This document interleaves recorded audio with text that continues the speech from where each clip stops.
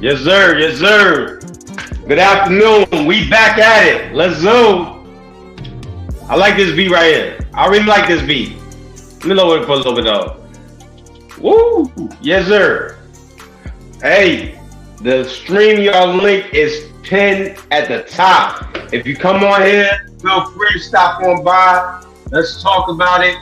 We can talk about sci-fi. We can talk about comedy, entertainment, whatever's on your mind. Wacky Wednesdays is on today, man. It's Pannah Time.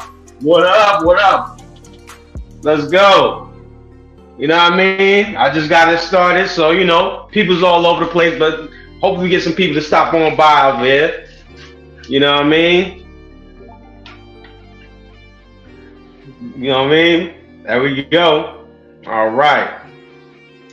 So let's get at it. Let's get at it. Let me put this down just a little bit. It's a little right there. All right, boom. So what's going on, everybody? It's your boy. I did a video earlier about the black sci-fi, man, and come on, son, you gotta let that ship sail, man. Let that ship sail. You know what I mean? So I want to do a panel to talk about not only that, but other forms of entertainment as well, man. So we want to make sure everybody gets their opinion out, no matter what, whether you agree, disagree, indifferent, otherwise, man. Just feel free to hop on. But let's see what's going on today, man. People says Obsidian lost a channel, y'all. Obsidian, son. I don't know how, that is wild. Obsidian lost a channel. This, I think, is the second channel he lost. I'm not sure how true that is, but we'll see. You know what I mean? But that's a lot going on right now. WWE is going to Netflix, y'all. Sly did a video. I wanted to do a video, but I couldn't, I can't follow up Sly. You know what I mean? Oh yeah, he said the chick that was roasting got him. Damn, that's crazy. That's crazy. Got him out of there. WWE and Netflix is working together. Man, they gonna raise the Netflix prices like crazy there. Like everything's gonna be on Netflix now. So wow, that is crazy. That's some crazy news right there. Let's see what else. My man DT won the New Hampshire primary. Shout out to DT 45. I think now everything is kind of locked in for 2024. I can't wait for this election season to end, bro. It's gonna be a fire season. I think the space, quote unquote, is gonna reach heights that it never did before if they can hop on the election train as soon as possible, man. I really think, they hop on it, both sides, get a point, boom, boom, boom. I think this joint could be fire. My man Shan B in the building says Tubi been kicking ass. Netflix got to stay ahead. Tubi has been kicking ass. I ain't gonna hold you. Tubi is good, man. I forget which one has the prices right. I don't know if it's Tubi, one of them. Freebie, one of them got the prices right on there. What up, Freeze on Lou? What up? What up? Big homie. Yeah, Tubi's a free one. I forgot. Freebie's the one that got the prices right, bro. I'll be watching the prices right because I'll be like, damn, I want to see how it was like before I was born. H True in the building. Hey, let me put the link back in there. If y'all want to hop on, feel free to hop on. You know what I'm saying? So it's pinned at the top if y'all want to hop on. Whatever y'all want to talk about, we can talk about it, man. Feel free. It's on. We get it going. You know what I mean? So I seen Pearl came back to YouTube. The streets is getting mixy out here. Pearl is back on YouTube. All right. And she came back with a little swagger. She came back with a little swagger. Andrew Tate is hitting the Twitter airwaves and just wilding out and got people all going crazy. We got what they call them, Trad Cons versus Red Pill. Yo, there's so much to talk about, man. Hit that link. Let's talk about it, man. Depending on how long we flow on this, is how long I'll stay on. But you know what I'm saying? The link is pinned at the top. Yeah, Pearl was back on. Yeah, I knew it too because she was on Twitter for a minute. And I think once you get that buzz on Twitter, it's only a matter of time till you go back. You know what I mean? And I think the original crew will probably be back all together soon. Oh, damn. Got him out of there like Batman Returns. Said the Penguin is dead. Long live the Penguin. Oh, no. Yeah, sheesh. Reg right now probably popping bottles, man. He's popping bottles right now. I ain't mad at him, though.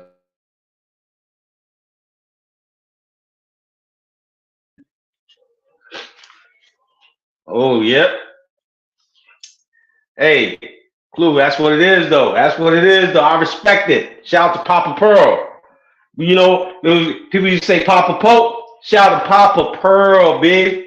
Papa Pearl. And not Papa Pill, Papa Pearl. You heard Papa Pearl. You know what I mean? And she came back strong. You know? Oh, yeah. I can't wait, True. Yo, if I see Obsidian on Rumble, yo, I see Obsidian on Rumble. Oh my God, I see Obsidian on Rumble. I'm rolling. It's over. It's over, man. It's over. Dang. You know what I mean? But hey, he had to run. He might come back later. He might have to go the Twitter route. You know, post on Twitter for a little bit, get your stuff popping, and you know, he might come back later. You know, but who's gonna take Obsidian's crown now that if he disappears? Will it be the last boomer standing, BGS? Will we get a new contender in the field? Will we see maybe Fantastic step up? Might see Sub-Zero. Who you got, man, to step up after Obsidian? I would love to see that, though. I ain't gonna hold you, Clue. I would love to see that interview. I like C2. I think CT different, though. The one thing I like about CT different. He's really different. It's not really manosphere content, but it's like a line right there with it. And he got different subjects. Yeah, BGS, he's in his own lane. Fantastic. DJ Hemp. That's the risky guy, right? The risky guy is the all right, I can see that too. CT wants to do radio. I can see CT doing radio though. Definitely. I think CT's gonna be that dude in the next few years, man. The way he keep going, because you know, CT, shout out to the Midwest, man. The Midwest people, and that includes Texas. Y'all too. Y'all talk the most proper English. So it works for y'all that y'all can do radio. A New York cat like me, they be like, man, you talk too Northeastern, man. You talk nah. You know, that Midwest lane from the north to the south of the mid, oh nah, it's gonna be fire. Yeah, man. That's all right. Shout out to SKC in the building. SKC, I wanted to talk to you about Black Sci-Fi, man. If you want to hop on, I definitely would love to talk to you about it, man. You know what I mean? So I'll put the link right back. It is pinned at the top, but let me make sure I put it here right again for people. This is right off the rip. We can go straight to it. Let me see if I could do it this way. Copy the link. Let me do it. Let me do this way. Let me do it this way. 'Cause I'm on my phone right here, so we'll do it this way. Post that comment. What up, Kenny Wiles? What's going on, man? What it do, my big homie? What's popping? Yeah. How the new Metro card how the new Metro card entrances looking, man? Make you tap the phone to get in the subway station. You know? Yo, SKC's in his own lane. SKC's in his own lane, man. SKC's like, I'm telling you, SKC's the Andre 3000 of this space. We be waiting for him to drop something. We be like, SKC drop something, Mo. You gotta drop something, Mo. And the next thing I know, you're gonna get dropped. Who that be? SKC. Good afternoon, big homie. What's up with you, man? Hey, what's going on? Hey, man. I'm well. How you doing, man? Oh man, I'm sitting up here doing some designs. Well, I can't tell which client this is. It is a YouTuber, but Mm-hmm. he creating some branding and I would say a little bit of crowdfunding for a larger project that he has down the future. So that's what I'm trying to create some of the illustrations for it and everything. So that's Mm. Uh-oh. Clue said you working for Pearl, but we don't know, and he ain't gonna tell us. nah. I'm not working for Pearl. I mean, if I was, I would just tell everybody, yeah, I'm working for Nah, Pearl. that's all right. That's a Yeah, fact. yeah. That's a fact.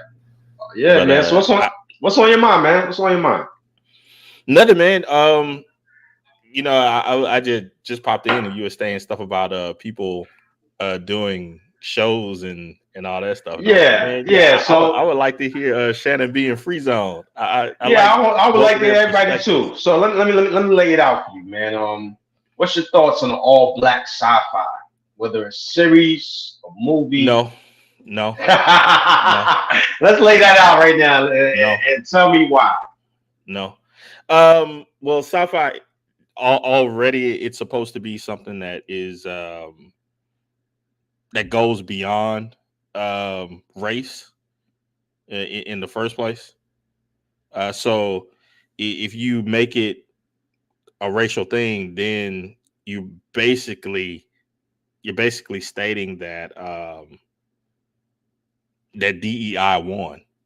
Yeah, that's all I'm saying. You're getting them kudos. The EI Yeah, kudos, man. Mm, yeah, yeah. So yeah, I mean, and then on top of that, and I'm just shooting it straight. mm. For the most part, a lot of black people they're just not interested in um those type of ideas. Um, yeah, it's just it's not compatible with the culture. You're right. Cause like I was even bringing up like even comedy, right? A movie like Caddyshack. I remember Caddyshack in the '80s with Chevy Chase. They had Oh like an yeah, all-star cast. It was just basically golf, goofing of golf about golf, but every interest could see about it. Every comedic heck, thing man. you throw in there. I think it's in Caddyshack too. One of my favorite lines of comedy, man. I don't remember the guy's name. I just remember he's like that white guy that has the glasses that looks kind of crazy, and he goes in that dude's office and he says that they're not gonna play by the old rules of of law and stuff. He said, "No, I'm not gonna do that type of stuff. What I do is I come to your house and I beat down your door with a baseball bat." And then I grab that golden retriever that you have, and then I roast them up. Yeah, that's the. I heard that. That's the type of Caddyshack I Mm, remember, man. That was classic stuff. yeah. Now, let me see. A choosing right here. Let me bring this comment up real quick. there's ways to incorporate it into the hood environment, quotes on the hood. It'll take a little bit of work to do it. What's your thoughts on that? Nah, it's just whenever you do sci-fi, um, and if you try to incorporate the quote unquote hood type of thing into it, you would have to dumb down a lot of it in order for it to catch wind to that audience. That is true. That is true. That's just my opinion, you know. And the point of it is this: beyond the sci-fi of itself, you know, the science, the hard science, if you want to do that, or if you go a little bit more lighthearted and do like some Bill and Ted type of stuff, you know, I'm pretty sure some people could do that. But if you the harder into the sciences that you go, the less of an appeal it's going to have to the community. That is true. In my opinion.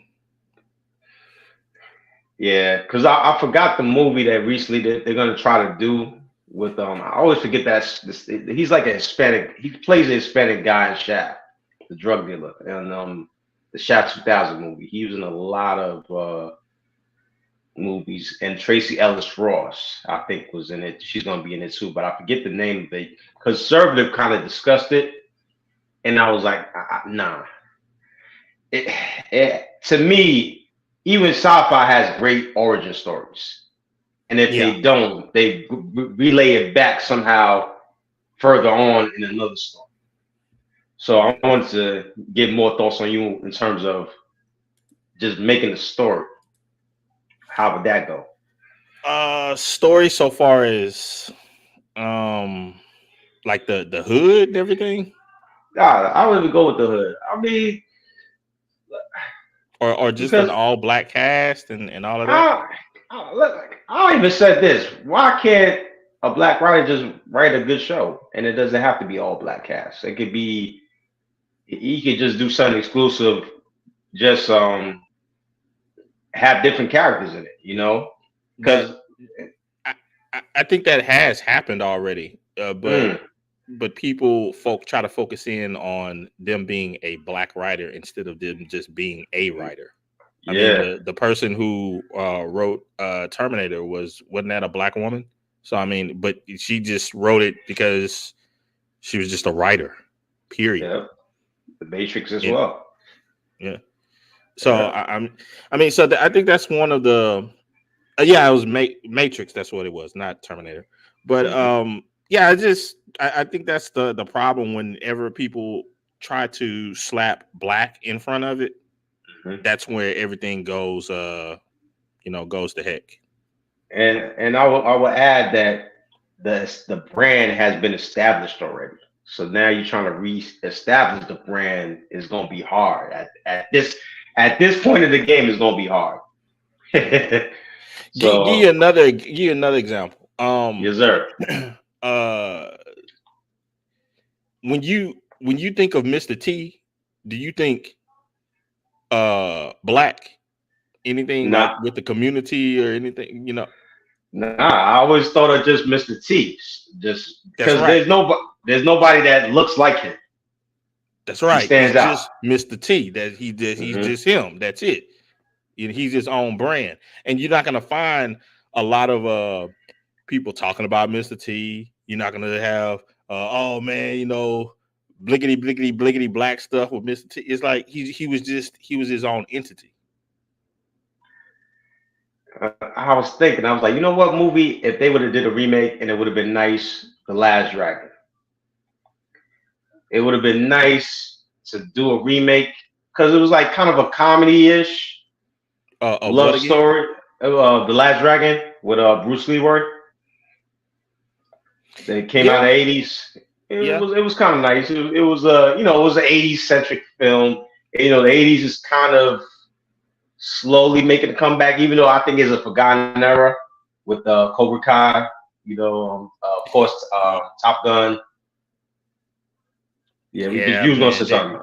There's a lot of stuff that they could do, they could redo with the 80s, but the problem that they probably will do more now, or coming up in the future, but the problem that they have is that it's incompatible with wokeness. There you go. Because in a lot of those movies and different things, people just got along and they just did stuff.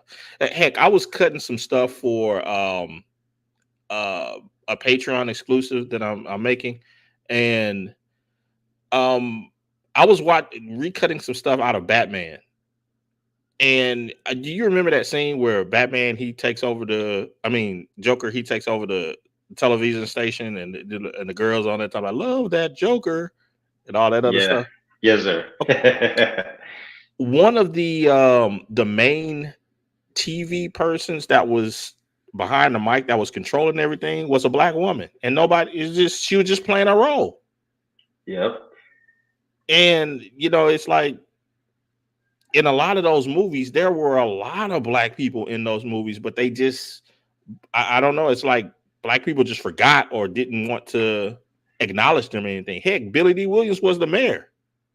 Mm-hmm. Yeah, I could have sworn you know better than me when it comes to Star Wars. Was Billy D. Williams in Star Wars? I think so. I I think he think played Lando. yeah. So you got a lot of, and James Earl Jones, of course, Darth Vader. So like you have all these legendary actors that did legendary roles, but then you want more. You want more. Because there wasn't this big push on them being black. They were just actors that were just doing their job. Mm, that's a good point. That's a good point. Yes, sir. Hey, man, if y'all want to hop on the chat, I will put it right back for y'all. Man, have some fun. We chilling today. It's Wednesday. It's wacky Wednesdays out here. Feel free to hop on the chat. If it's flowing, I can stay as long as you need me to be. So, One of the reasons that I would like a more regular show with like Shannon B and Free Zone is because they disagree on enough stuff, and they also agree on several things, and I think it would make an interesting conversation because they're both laid back attitudes on certain subjects, and they're not afraid to uh, to broach certain subject matters, because they yeah. don't play the whole "I'm your friend" thing. Hmm. Yeah. Yeah, man. They're straight shooters. They're the straight shooters of, Shannon B. I told him he's a monster waiting to be unleashed, man. Once he does some content, I can see him like just shooting up easily. Because Shannon B tells it how it is and will explain it to you after. Explain to you after why he arrived at this position. Shout out to Isaac Sama, man. He says he was the most extravagant character ever for Star Wars and a character that niggas should have celebrated. He was a player, but niggas don't like sci-fi. When I think of Lando, I think it's Calrissian. He reminded me a lot of James T. Kirk. Explain more, because I'm interested in knowing too. Well, I mean, both of them were kind of like, you know, they like the ladies a lot. So Yeah, I do remember that from William Shatner. and then both of them they had um that laid back attitude. And from different stuff that people have sent me to order to read about Star Wars, about the Star Wars universe and all that stuff, I got into a little bit of it. And Hmm. I didn't know that Lando was a lot more philosophical than what is portrayed in the movies, and that lends with the whole James T. Kirk type of thinking, because he was a philosophical person as well. Clue said SKC versus Destiny. I think right now Destiny Yeah. would destroy me, because he is a lot more um he's a lot more fluid in debate due to his due to what he's been doing for so time. I mean, he's made a forte and a fortune off of it. So I think there will be certain subject matters that I may be able to chat with him about, but I don't take the approach of some other people that he's just some kind of weird white dummy that with some weird hair. It's like, nah, that dude is sharp and he's an excellent businessman. Yeah, he builds into the gimmick. He builds into it. It's like you'll be full thinking to go that route and attack him for it, and then he just flips it on you. That is true, man. Yeah, shout out to I think Shannon B said he's gonna unmask the Gen X lies. I want to hear that, man. You give me a little sample, man. If you could come up, Shannon B, if you have time, I would like to hear that because I do hear a lot of when it comes to the romanticization of black movies and all this. It starts at the 90s. It does You think start so? on it, yeah, because it starts with New Jack City, Juice, Jungle Fever. I'm not sure if Jungle Fever came out in the 90s or maybe late 80s, but like you had Lean on Me in the 80s. You had various shows with mixed characters. Different Strokes was on the 80s. Nobody had a problem with Different Strokes. I mean, it was a gentleman who was lost his wife and adopted two kids from the mother that used to work for him, and they had to go through life and all of this, and everything was You hunky dory. you know who I used to like watching when I was a kid Yes, on sir. TV? Benson. Oh yeah, yeah. Benson was pretty good. I love Benson. I love Yeah. Benson. I was a big Alf fan too. Man. Like Alf was my show. I liked I liked Benson and there was this other show with this white butler, Mr. Belvedere. Yeah, I don't know. I Oh just like yeah. that. I like that that whole thought of almost like a Mary Poppins ish type of person that is Hmm. helping the kids to see a different way of life that's from a different land. Yeah. Yeah, that is true. Because that kind of set the premise for like what you see now with the UK nannies.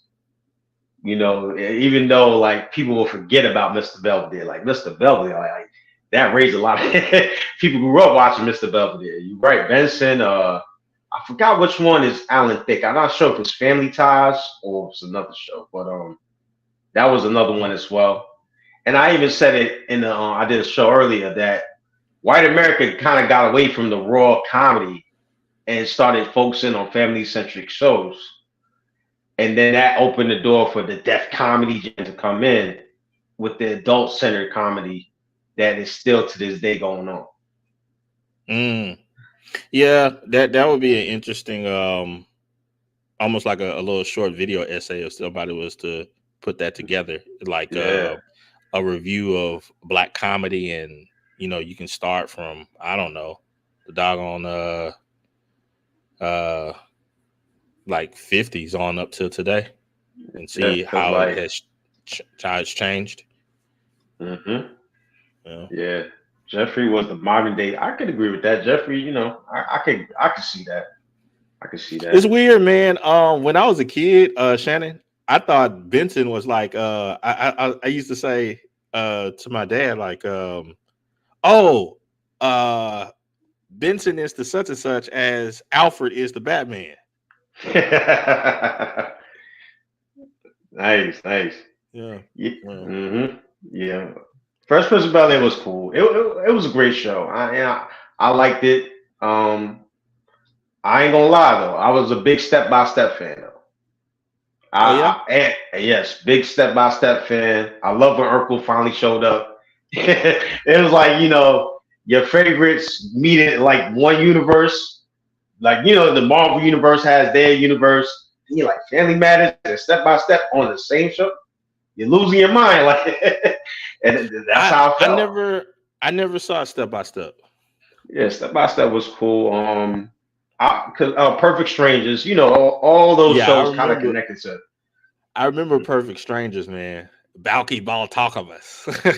But I'm trying to see what else I used to watch when I was a kid. Man, oh man, I was a big fan of a Boy Meets World, Saved by the Bell. Mm, Yeah. mm. Um, Let me ask you though. Who's your favorite character from Saved by the Bell, and who's your least favorite character from Saved by the Bell? oh man, I was a big Zach guy, man. All right, I Big can Zach. see it. I can see it. Yeah. Uh, mm. least favorite. Man, I don't know. Mm. Probably the black chick. I didn't. I mean, she just wasn't. I'm not saying that I disliked her or anything, but yeah. she was just there, Mm. Yeah. I used to like I like Mr. Belden though. I did like Mr. Belden, man. Mr. Mm. Belden had perfect timing.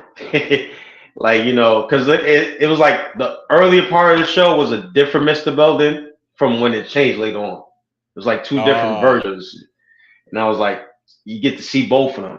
He was more serious in the beginning, and then he was laid back towards the end. It kind of those shows used to grow over time. Like, the story would let the characters grow. You get to see the growth and go from there.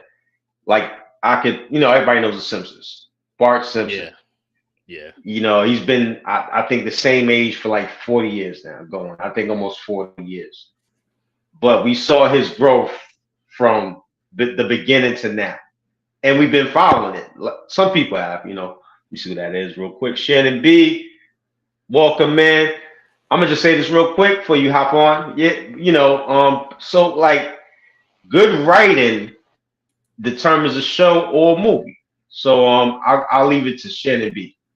What's up, Shannon B? Can y'all hear me pretty good? I'm kind of in a bad area. Nah, you're pretty clear, man. SKC's clear to you? yeah. He's clear.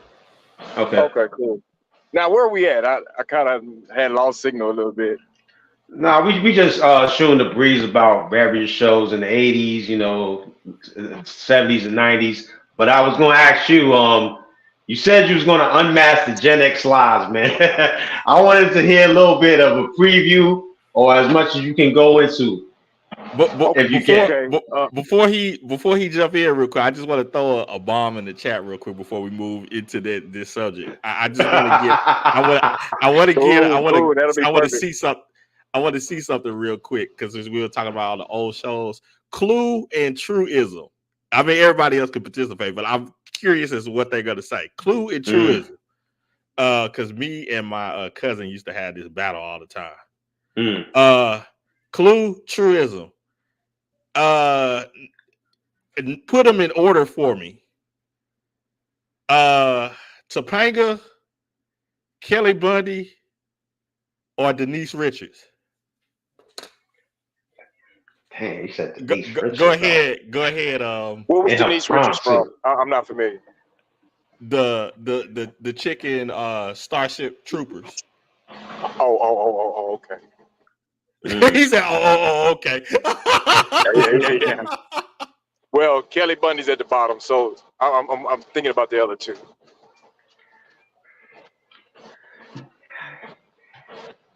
Which Kelly Bundy though? She's last. Yeah, she's last. That I got that one already marked. It's out of the other two. Hold on. Let me get Clue. Clue says Topanga first.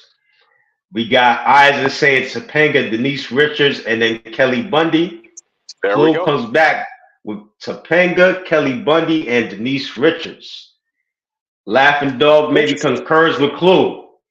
What about you, Shanby? With the first one, I putting Kelly Bundy last though, but the other two, same order. Same order. Okay. Yeah. How about you? SKC? Man, hey, man, okay. I'm like Shannon. Kelly is gonna be in third, but it's tough between Topanga and Denise, man. God, dog, man, that's that's a coin flip. I grew up with all whites and Mexicans, so Kelly Bundy's more what they would call trash. So I don't know. She acted part she played on there was more of a trash white girl. You kind of went by that. You didn't go by just all aesthetics. It's kind of like the way they act and everything. It's just, But she's nice. She looks good too, but just didn't see it that way. Not compared to the other two. They might have been a little dense too, but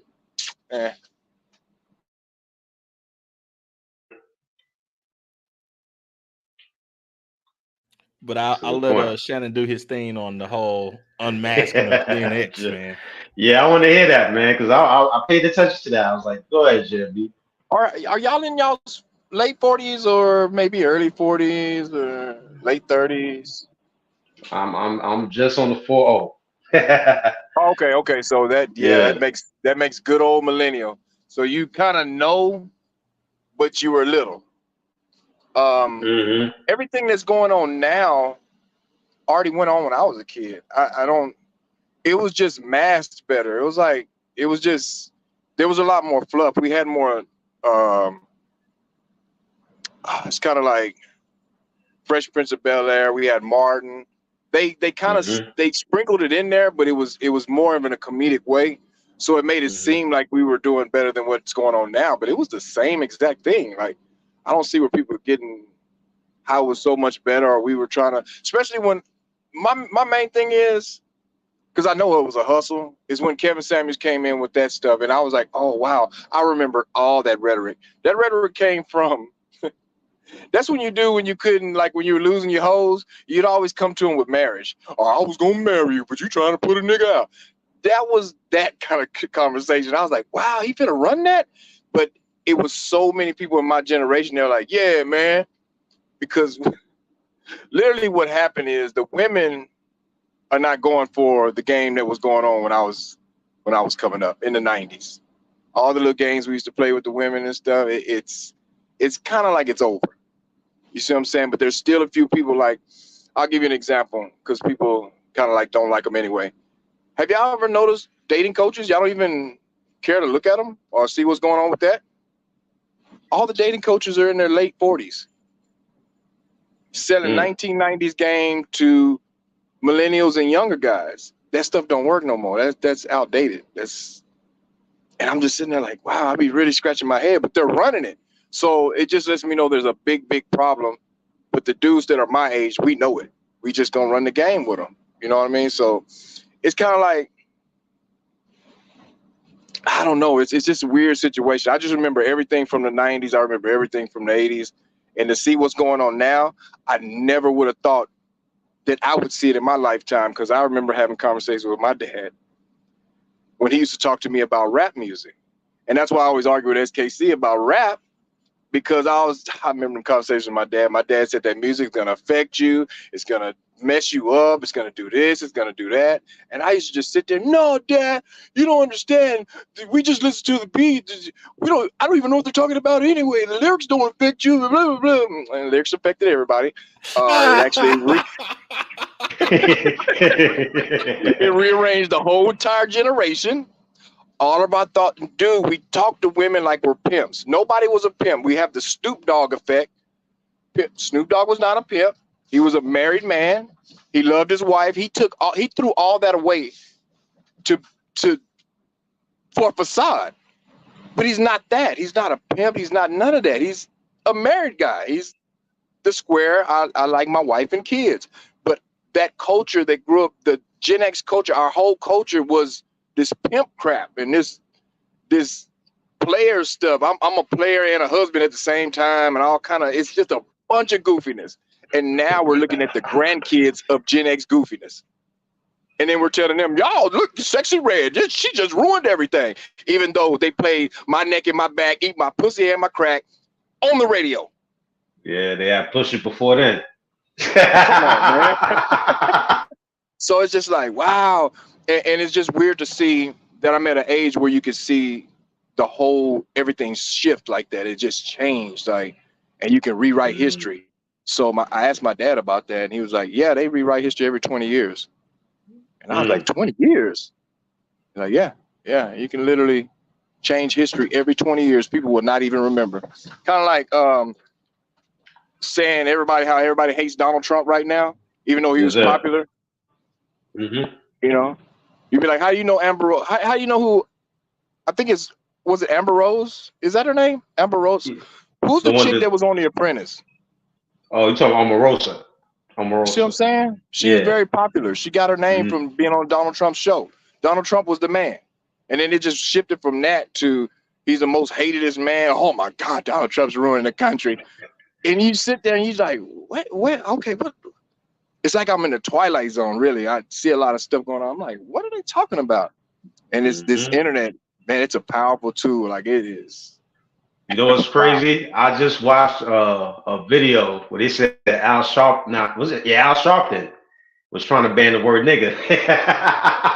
And he was like, that was real. That was real. Yeah. And I was like, yo, and then Al Sharpton today with Jay-Z and all of them. Like, bro, this is wild. It's crazy. But somebody says not just Gen X, the boomers were on that lifestyle too. That's why I find it interesting how they rip Gen Z when they were clearly way worse. Or worse, my bad. I don't know. New Jack City was in the 90s, early 90s. And I haven't seen the equivalent to New Jack City right now. Yeah, because like I always said, the boomers, they had their time. Like, I ain't gonna lie. I looked up stuff that was crazy, like the Hanafi murders or the Hanafi massacre in DC. And I was like, damn, like how that whole story weaves out. And I was like, you never hear about it though. But we'll hear about New Jack City, or we'll hear about Tupac, how he died and all of this, right? Rehashing it. There's multiple documentaries about it, movies on it. But like, I don't know. Gen X do try to like glorify it. I can see where shit be coming from. Glorified to an unrealistic level. Even with Tupac, that was a weird situation too. A lot of Gen X dudes, I don't know where this came from either. Tupac was not popular like that in the 90s. He was just another rapper amongst a bunch of rappers that were all popular at the time. When he died, they kind of put him on his apex thing. Same thing with Biggie. Like, he just got put on an apex all of a sudden. I was like, wow, I remember all that. I was DJing when a lot of that stuff was out.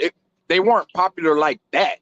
There was groups way bigger than those dudes. They were actually, the rappers put Tupac in the position he was in because they would feature him on a lot of songs, and people would be like, damn, Tupac on this one? Damn, Tupac on this one? He on this one?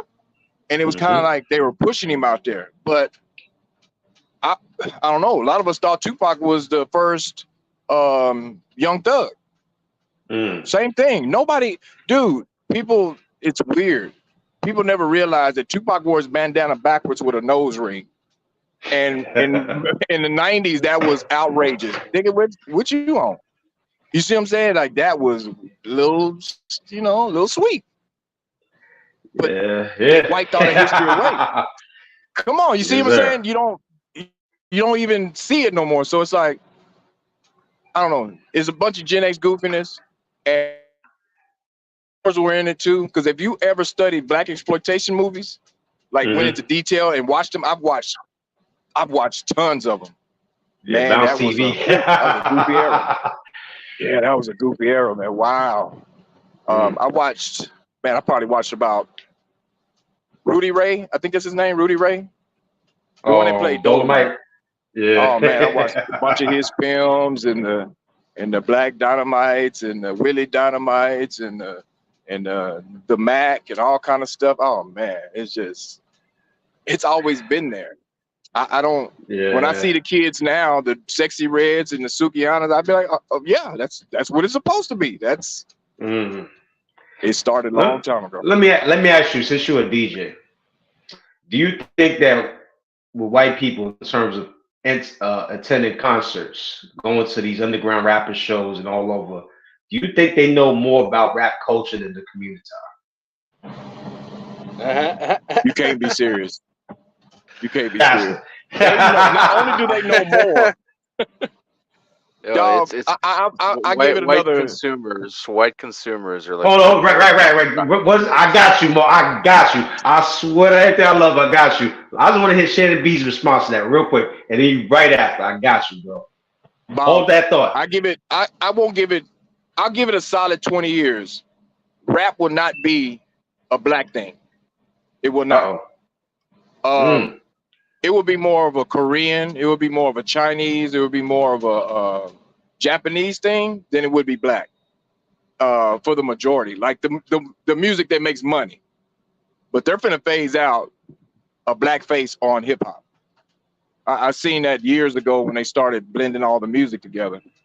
Like I said, I used to get my promo vinyl because I used to spend nothing but vinyl music. I used to get it from the radio station, and I saw them when they were mashing all the different genres of music together. And I was like, "What the hell is this?" So we used to get a lot of crap. Then I don't know what the hell it was. I'd like to speak to that. Like Go ahead. metalhead. You know how the more like white, you want to call it that. We don't call it that. Like metal is like way more majority white, but there's all sorts of people. Like metal's Yes. worldwide, and the beauty of metal, it has the same thing with classical music. You experiment with it, right? The issue with hip hop, it's too static. It's entirely static. People say it's like, oh, it's got soul, it's got suave. It's like it's been the same thing for the past 30 years, and people think it's still hot shit. When like metal has like you even have metal dubstep now. It's like, I've like seen that. I've seen dubstep in almost every genre. so like the Yeah. innovation of metal is just it's a wild scene. Like you had if you look at Tech 9, he's a big Slipknot fan. Like if you look at all these big black rappers, they all have some favorite metal bands that they like. Like it's just what it is. Because the amount of skill it takes, like as a system, as a crew, to put that kind of orchestra out into a song and do it over and over again, like, that takes some effort. Like, Let me ask you. Let me ask you a I'm not question real saying quick. that's exclusive. Let me ask you a question real quick, Ryan Rock. So, You're I don't know how big of a rap fan you are, but in Canada they're big rap fans over there, right? They support a lot of yes. different types of rap. Why can't white people have a voice to speak on the conditions of how rap is affecting the communities they live in, they frequent in? Why is it only has to be black? What's your Oh thoughts on no, the thing is, we whites don't give a fuck if you think it's exclusive. It's there's white rappers too. that? We like All right. it's literally like it's that moment, that white boy moment. It's like I absolutely do not give a fuck if you think this is exclusive to your And community. visited me, and it was What you got Meek there? Mills. Meek Mills and Rick Ross were doing a live concert. And my dad was like, wow, they selling out arenas? I said, yeah, rap music is not black folks' music anymore. And he's like, what are you Oh, talking about? I said, look at the crowd. You why? couldn't point a black person in the entire crowd. You had to look and find them. There's not black people in those crowds. And you know what's funny about like all like look at Lil Wayne. Even Lil Wayne was when he was first approached about BLM. We all saw how he reacted. He was like, "Fuck out of my face with that." Like, all my fans are white. Like, what? Racism died. Like, The majority of his fans are white. Yes, it's white true. or Like, overseas. album So buyers in the 90s, that like you know how like some people would sling their tracks to try to get famous back in the 80s, and whatnot. Like that was the thing. It's a oh common yeah, it's a promo common tapes. class. Yeah, it's exactly. It's a common skit nowadays in like comedy shit for the 80s time.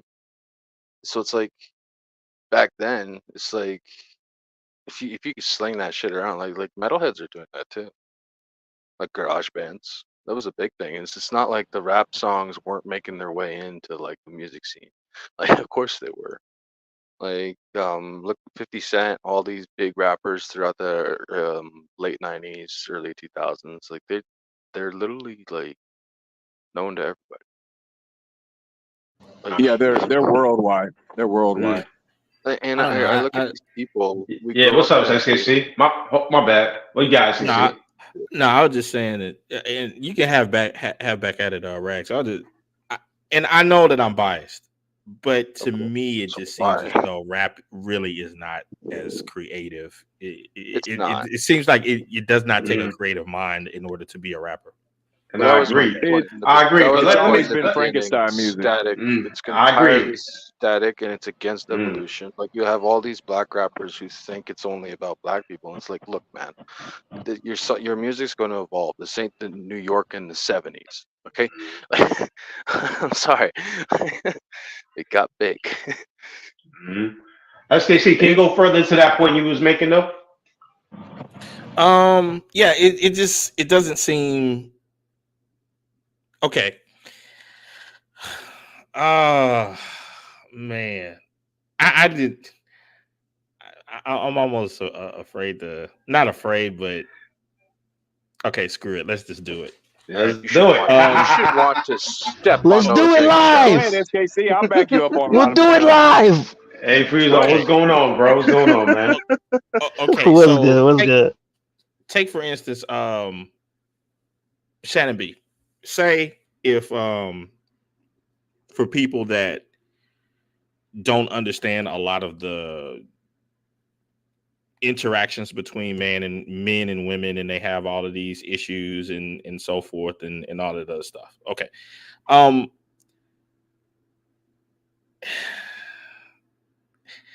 I could take people back to an old Phil Collins song, and if you were just to look inside of the lyrics, it will be it would be a podcast in itself. Take for instance Invisible Touch. He's saying everything that a lot of the quote unquote dating coaches are saying right there. What genre is that? Like that? That's That pop. song. Pop? But when you have people that don't really listen to lyrics or don't want to um think about things and kind of delve on them, they just, oh man, I just like the beat. It's like, well, of course you're gonna have a more of an idiot class group, because it's not even about what the people are stating, or creating some type of theme or story or anything like that. They just want to hear, just crap.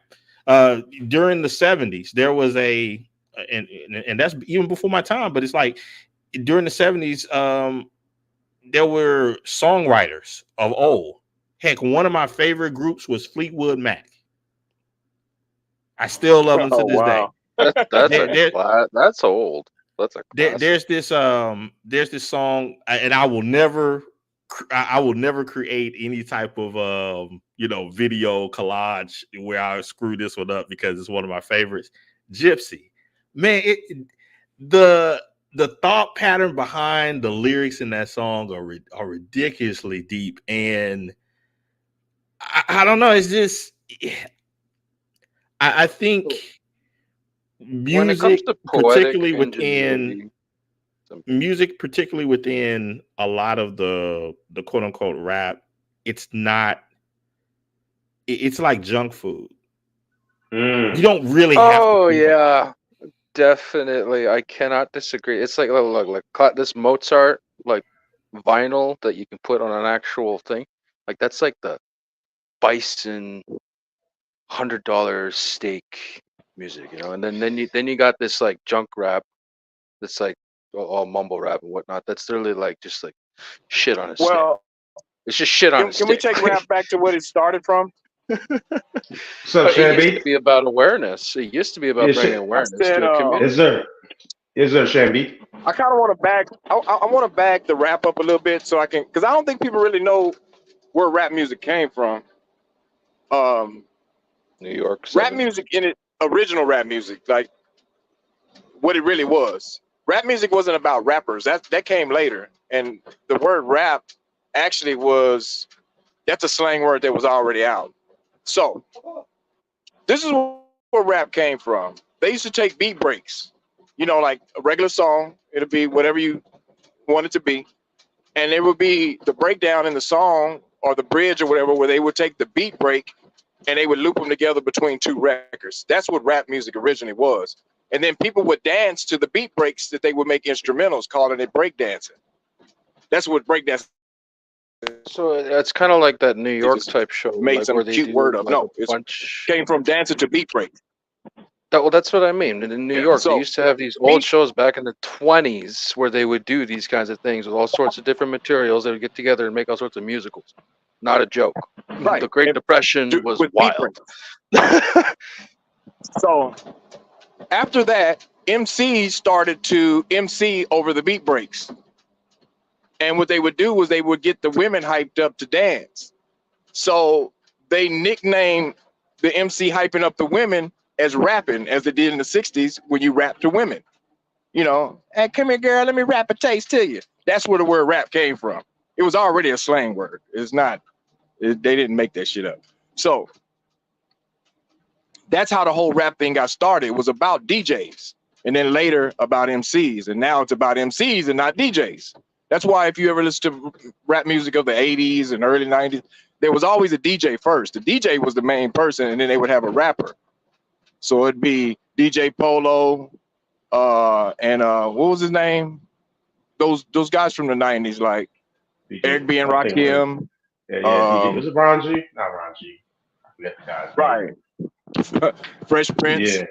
And what was the name? Yeah. You got Jazzy Jeff. Jazzy Jeff and the Fresh Prince. Because it was about the DJ first. You couldn't even be a rap group without a DJ. Well, can I introduce this thought to you?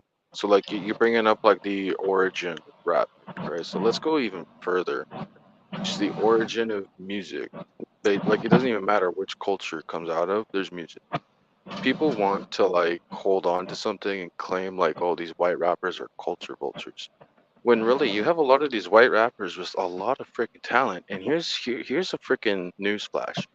Making poems and rhymes was a thing for white boys in the middle of battlefields throughout the medieval age. Popping a rhyme and dissing your enemy mid-battle was something considered, oh shit, you could actually do that? Because in the battle back then, bro, like, you don't have room to move. Do you listen to country music? Me, sometimes. I actually like, you should look up some Dark Age Viking instrumentals. It sounds almost like dubstep. It sounds like dubstep, but it's like with bones and drums and shit. Well, hey, you send me a link to that, man. Send me a link to that. This is even when I was look, the artist's name is Dan Heim. DANHEIM. Dan Heim. He does all sorts of Dark Age instrumentals. I love it. My bad, Sam, but you was gonna say something, man. Did you know that when I guess the country music was more the popular type music? Do you know in rock and roll when they introduced all that electric guitar, and then when heavy metal came and really ruined it? Do you know they were real mad about heavy metal and rock and roll, especially when the heavy metal artists started gunning the guitar? Do you know people couldn't stand that? They thought that was an abomination to music. I take offense to how. Yeah, I ain't gonna hold you. Abomination. I ain't gonna hold you. That was an abomination. You know what? You make their skin crawl. I'm gonna take that as a compliment, because some of the greatest metal bands ever, man, could, like, yo, imagine a fucking military Apache helicopter coming in with just blasting Slayer, Angel of Death, fucking blasting everything away. It's like, it's like sometimes you need that white boy music to get the rhythm going. Yeah, what's up, Friezo? What's going on, man? I know you like. But you know what that is, right? All that is older musicians not being able to come to grips with the fact that they know their time is up. Yeah, that's it. Every it's genre either is changing. Every genre is changing. Like right now, dubstep is fucking wild. It's not like it used to be in 2010. Like it's. Go on, Friezo. Go on, Friezo. I went. Let's it out, Friezo. Well, no. I mean, and this goes back to the. There's this constant thing that goes around, and where like the thing you speak mostly against you pretty much enable its let's say rising comeuppance, let's say. Right. So it's funny when you hear like the older rappers when they were trashing, like, let's say, like a Soldier Boy, or to the point of what Shannon was saying. It's because they know either their time is done or their time will be done soon. That's really all it is. Makes sense. That is true. Cause like a lot of these old rappers are still around, man. They'd be like 60 Well, look. years old still rapping. That's just crazy. Well, here's a story to humble any musician. Like, look, Mozart, one of the greats, right? Everybody knows his name. Dude, nobody knows where he's buried. Okay, like that. The plague was a bitch. Yeah. Like, that's something to humble you. Like, you could leave great masterpieces behind, forever be immortalized. Just remember, Right. like, And yeah. I mean, you could take this for what it's worth, the good with the bad, but the fact of the matter is, I don't really think a genre actually dies. Usually, what happens is, how can I say it? I think it's Usually, just a what copycat take up. you Like, people well, pick it up. well, usually what happens is it's um, I'd say the exoskeleton. It basically turns into a filter of what it is.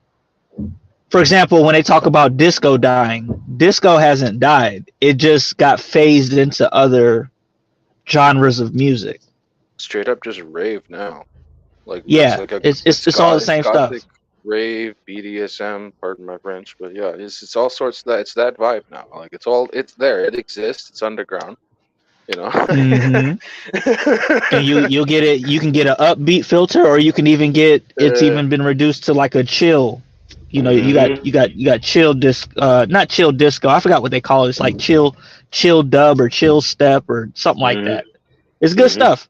But Yo, I've been wanting to make a lounge that's like a pot, like just weed lounge, like a weed bar lounge, and like just play some nice music, of all kinds.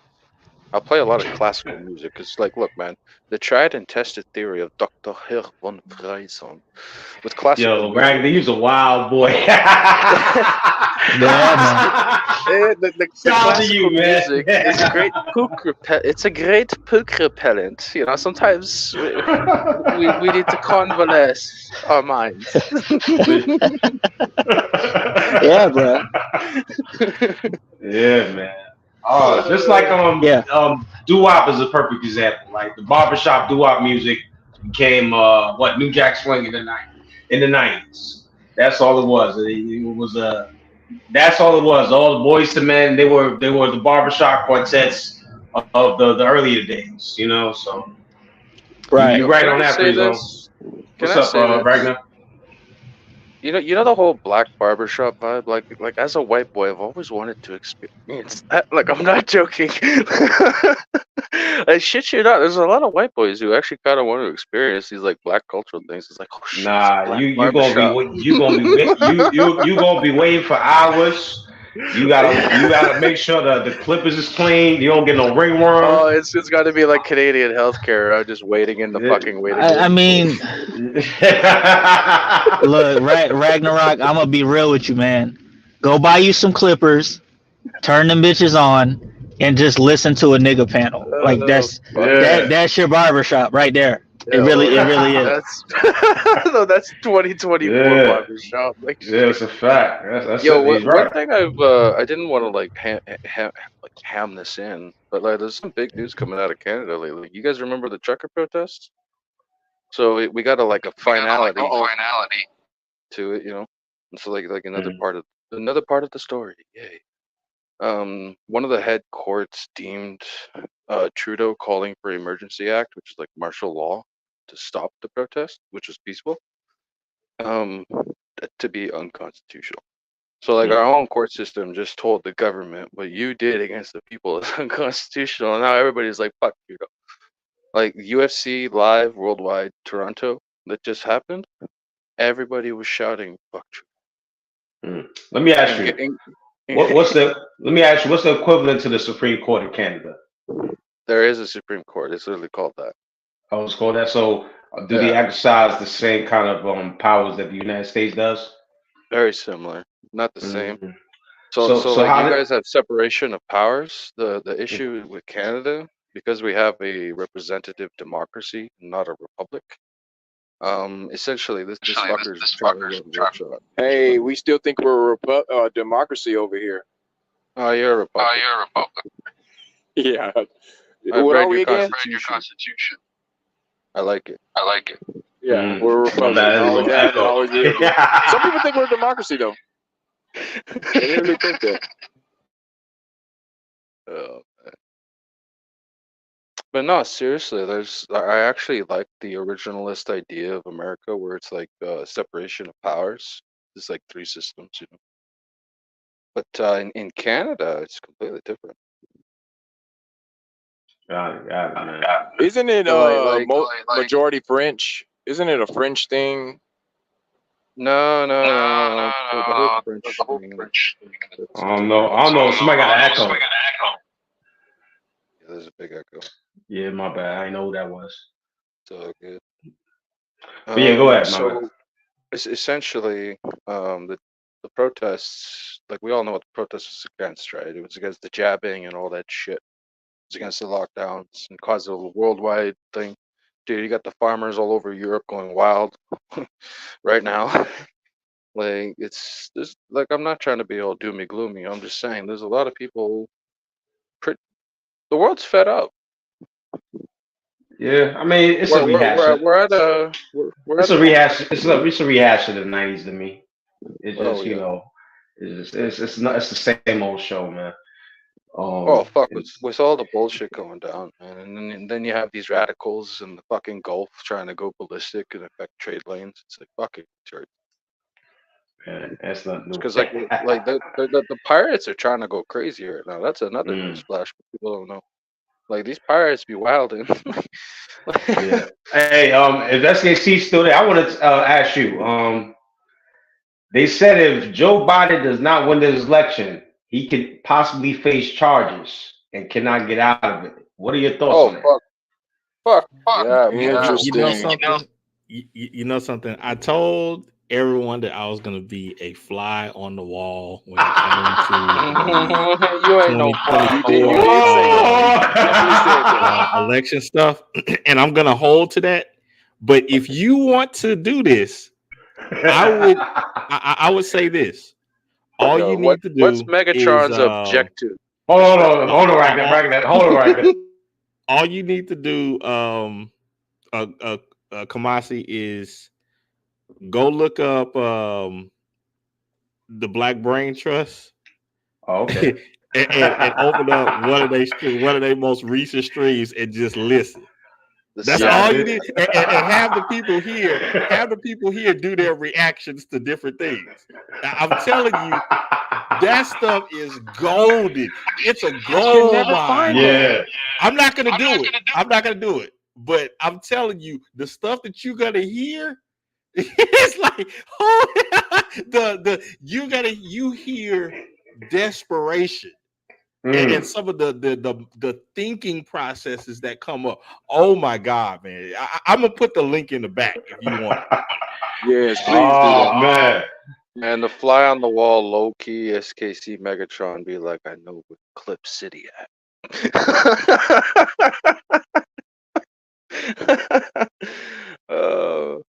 It's wild. What's wild is we're about to have an election with everything that's happening. There's no doubt. So our elections actually might be very close at the same time. It's gonna be a wild time for the North American continent, bro. Like, whoo. Yeah, man. I can't wait for the discussion. I got a question for that. What's up, Shabby? Do y'all really think that politicians can be prosecuted? Oh fuck yes. They swear no. I've always look. As many hands as they grease, there's somebody out there who's gonna keep their oath. Fuck them. That's what I think. Like the level of corruption. I don't know. Look, the level of corruption so is so theatrical, bad. though. It's affecting the elite. It doesn't seem real. Define prosecuted. Yeah, that's good. How Like, would they be prosecuted? the Trump thing, he got arrested and all this old crap. It doesn't seem real. It seems theatrical. Oh, like it's not. it It seems is like theatrical. a sitcom. Oh, it's not. It is theatrical. It's a movie in the making Entirely. I just to wanted me. to be real. My bad. I don't know why it's an echo. My bad, but it was a little echo. My bad. So look, the whole attack on Trump and all that, they're trying to do Is it me? everything they can. Yeah, I think it's you, Shannon. Are you on like you just on your phone? I think you might have to Bluetooth it up or something, or just mute when everybody else is talking. Oh yeah, it come back on. It come back on. But yeah, somebody's gonna say something, man. Go ahead. My bad. So, dude, I was like, with the coming events, like lately, I've been more centrist, you could say. Like I've been like, I'm sure you guys have noticed, I've been a lot less, like political lately. And there's a reason for that. Like at this point, I just think both sides are rigged. I'm not being like the whole like doomer and all about it, but it's like it really be looking like a setup. I mean, yeah, the game is rigged, bro. Why else would we have the options that we have? It's like, can you blame me for choosing like the pen over the sword type idea? Because it's like all of us probably have this vibe that we want to like pick up a sword and just go fucking ham like back in the dark ages, just like, stop taxing me, you stupid fuck. But like we live in the real world, right? So it's like we can't just go around butting our fucking heads around like some fucking poop. And yes, I said it. Because like that doesn't work as much as people think it works. You have these people who think, oh, we're taking over government now that we've protested and rieted ever since 2020. And I'm like, no, you're not. You're just giving them more power. Something that's interesting, Frieza. I was talking with my neighbor early this morning, and I just asked him about the whole political thing, and he looked at me and he said, this is what's so crazy to me is that he said you have kids that don't understand that there's a particular side where there's no primary at all. He's like, I think this is the first time that this has ever happened in my entire life. It's true. Looking at the history, holy shit, it's true. Yeah. He was like, they don't understand that they're basically being told you get Trump already got it in the or bag. you get cereal. That's it. That's all for dinner. That's it. Yeah, they're gonna get orange. They're gonna get orange mad bad whether they like it or not. And they're scared. And then I told him, so I mean, what is your thought process on that? And he just said, I think you have people that literally want a monarchy. Bro. Wow. The whole reason America, the founding fathers made America because they did not like the two, they didn't like the two-class system. It's a big deal. They actually, if the founding fathers came back, right? They'd be like, "What the fuck is this?" They'd be like, "What is this?" Hold on, that thought, Ragnarok. Let me see here. I'm gonna play this video. Let me know if you guys can hear it. There, LS3. Yeah, what's up, Ragnarok? Yeah, all right, no doubt. I appreciate you coming on. Yo, you my homie. I appreciate you. Right, take it easy, bro. Yo, keep an eye on the north. It'd be wilding up here, man. I already know, man. Peace. Shout out to the six. It's the old meme. Winter is coming. It's like, fuck that. No doubt, man. He's a wild boy, man. Raggedy, you a wild boy. LS3. That's Citizen Lou. LS3 Citizen Lou. What happened? Is LS3 Citizen Lou? Is that his new name? Yeah. Okay. Yeah. All right. Let me play here. Let me know if you guys can hear it. Yeah, I was going to say real quick. I think I heard this. I wouldn't even know him. He's not a Republican. He's something different. I think we got to take Trump out of the normal left-right paradigm. We haven't seen anything like this really since the years before the Civil War. This is deeper than rap. This is not about policy for his voters. This is not about reality for his voters. It's not about love of country for the voters. This is about white Wakanda, and he's there. Hey yo. Oh, I can see. Hey, I told you, man. I got my popcorn, man. See, that's the thing. See, I'm giving gifts to people. Like, these are golden streams that people should be talking about. But I don't want to. I'm like I said, I'm not doing it. I'm letting it rock. I'm gonna let it rock because I'm like, yo, he's building up. He's like, all right, let me let it rock. He's their champion. You know, and they're not budging. They don't care about the indictments. They don't care about him being on the audio. And you know what? We should have seen this coming when they voted for him, when he said grab about it what? You know what I mean? These are people who are supposed to be morally superior than Democrats. You know what I mean? They didn't care. They saw what he was standing on when he was at that desk, when he pushed back against the first black president, and it hit a different tone. It was a different nerve that was hit. It had nothing to do with regular politics. It had nothing to do with taxes. It had nothing to do with oil policy or war policy. It was deeper than that. And this is what we've been dealing with for the last, 8+ years, 10+ years. Matter of fact, we can go back before that. We can start talking about this. This really started in Obama's first term. You know what I mean? And that's what we're dealing with. So when you look at these people coming out of the post, you know, interviews out of the polls, and you see their face, they don't, and we're not really, you know, not us here on the panel. I'm talking about we as a country, and I don't think we really understand what's happening right now, you know, with this guy and his supporters. And then the Republican Party is folding because they don't really have anything else. They don't have a voters base to they can have the donors that go against them. They can have candidates to go against them. They can even have the political class go against them in the party. Party leaders go against them, but they don't have the mob. And I meant to say that earlier. I didn't mean to say army. He has the mob. Yeah, but the mob. All right. Hey, please don't let it roll, man. Let it roll, man. Nope. I got my popcorn. I'm chilling. I'm good. I am good. I'm enjoying the movie, man.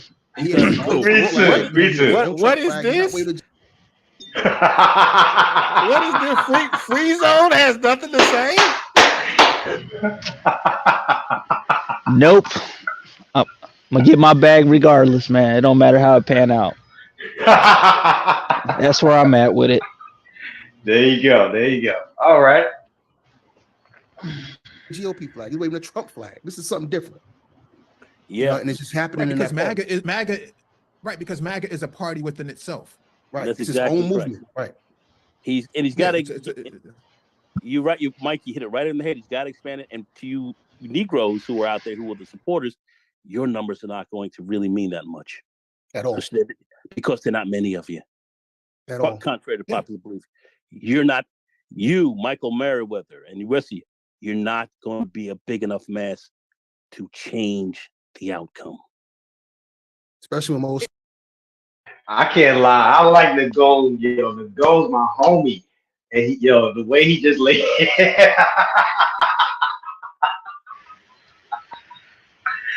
the goal with your finish.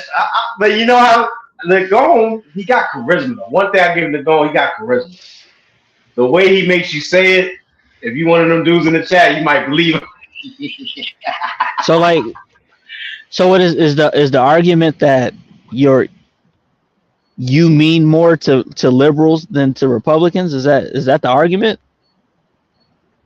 Like they care about you more, or what are we doing here? Never mind. Popcorn. Let me get my raisinets. See, I live in blue states. And to Michael Merriweather's comment, Mike, it's wishful thinking. Trump will never be indicted. He's already been indicted. What are you talking about? What do you think the mugshot was about? Yeah, that's what the mugshot was about. You got 91 charges. Yeah, I don't get it. What's going on, Lou? What it do, man? What's your take on this? Man, what's up, Mike? Gone, Jay What's up, Sean, Lou? man. What it do? What it do, Lou? What it do? Man, chilling, man. Glad to be up here chopping it up with y'all, man. Glad you went live, Michael. What's up, Jay Sean? What's up, family? Man, bro, DeSantis is just he. What can I say about this dude, bro? Just a total embarrassment. Didn't win one county in Iowa. Spent $50 million. Trump didn't even show up. Like, you spent $50 million for what? You a loser. You think you barely won Florida. That's what's so funny, Mike. When people make that little joke, vote harder, vote harder. No, literally in Florida, you should have voted harder. Literally, he won by like 20,000 votes. You literally should have voted harder. That's the fact. And now you living in on the verge of a failed state in Florida. So congrats. But the thing too, man, what y'all were saying, I wanted to. Yeah. The DeSantis thing, man. But you know what though? I like Citizen Lou being involved in it now because you know what? I want to see Citizen Lou and conservative go at it for. I don't know about you, SKC. I've been wanting to see go at it. Conservative versus Lou on the liberal left, whatever. I've been wanting to see it, man. What's your thoughts, SKC, on that one? I don't have any thoughts.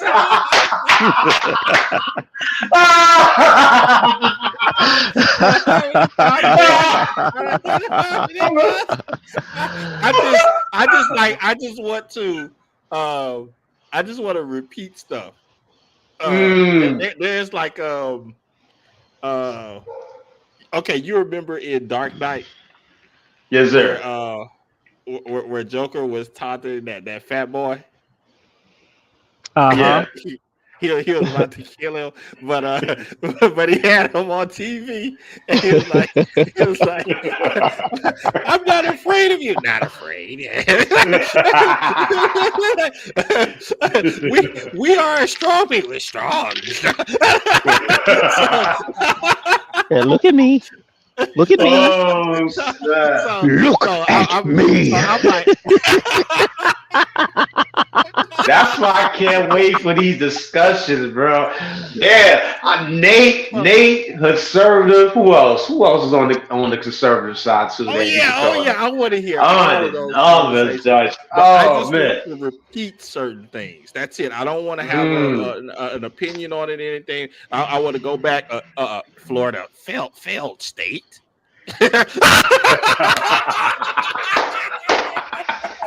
Like, bruh. Yo, no. My dog Freeman got to get in the mix too, man. Freeman got to get in there. That's another one too. That's why I think this will be better than the 2021. This will be way better. Oh my gosh, this will be very interesting. Let me let it rock. To touch on about, you were talking about the MAGA within the Republican Party. That is 100% fact. They are here. The MAGA, not only they know Trump is a crook. They see what Trump did to get money, and they're doing the exact same way. Just like you see these black conservatives on YouTube, they are getting money. They're lying. They're spreading up bullshit, making up shit to like just garner views and likes. And that's what the problem with the media is right now. The media is not looking at Trump holistically in reality. They're just putting them out there to just keep getting views and people to watch and talk about. Trump is almost losing his mind. Trump said the other day that he got Nikki Haley and Nancy Pelosi mixed up, right? He said Nikki Haley was the one who the Capitol Police, all that January 6th. He said Nikki Haley's name 9 times. He sure did. Not just like he never corrected himself. Like, oh, I meant Nancy Pelosi. No, throughout that, his ass licking fans not gonna. I'm so sorry. I'm sorry, Mike. I ain't mean that. I'm sorry. My bad. Shout out to the bank. My bad. I ain't mean. Nah, go ahead, man. Go ahead. Go ahead. You know what I'm saying? Sorry, but his cult following not gonna say anything to actually challenge him to be like, man, maybe Trump is kind of going a little crazy. The dude is he the same age as Joe Biden was in 2020. But anyway, great point. Great point.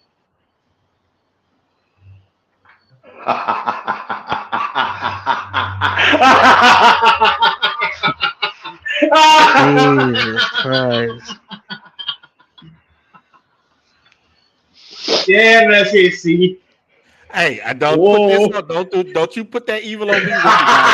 I haven't said not one word. I haven't said not one word. I'm just observing. That's it. Oh man, I can't wait, man. This is gonna be very entertaining. Breezo Luke, I think the clips is gonna be man. Hey, Lou. It's only January. It's only January, man. Oh snap! Jesus, Damn! man. Imagine February, man. February. Oh my. Oh. Woo.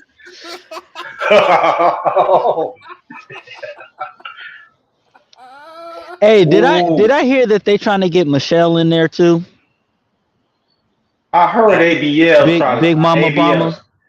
ABL talked about it, but I'm not too sure. I don't know how true that is.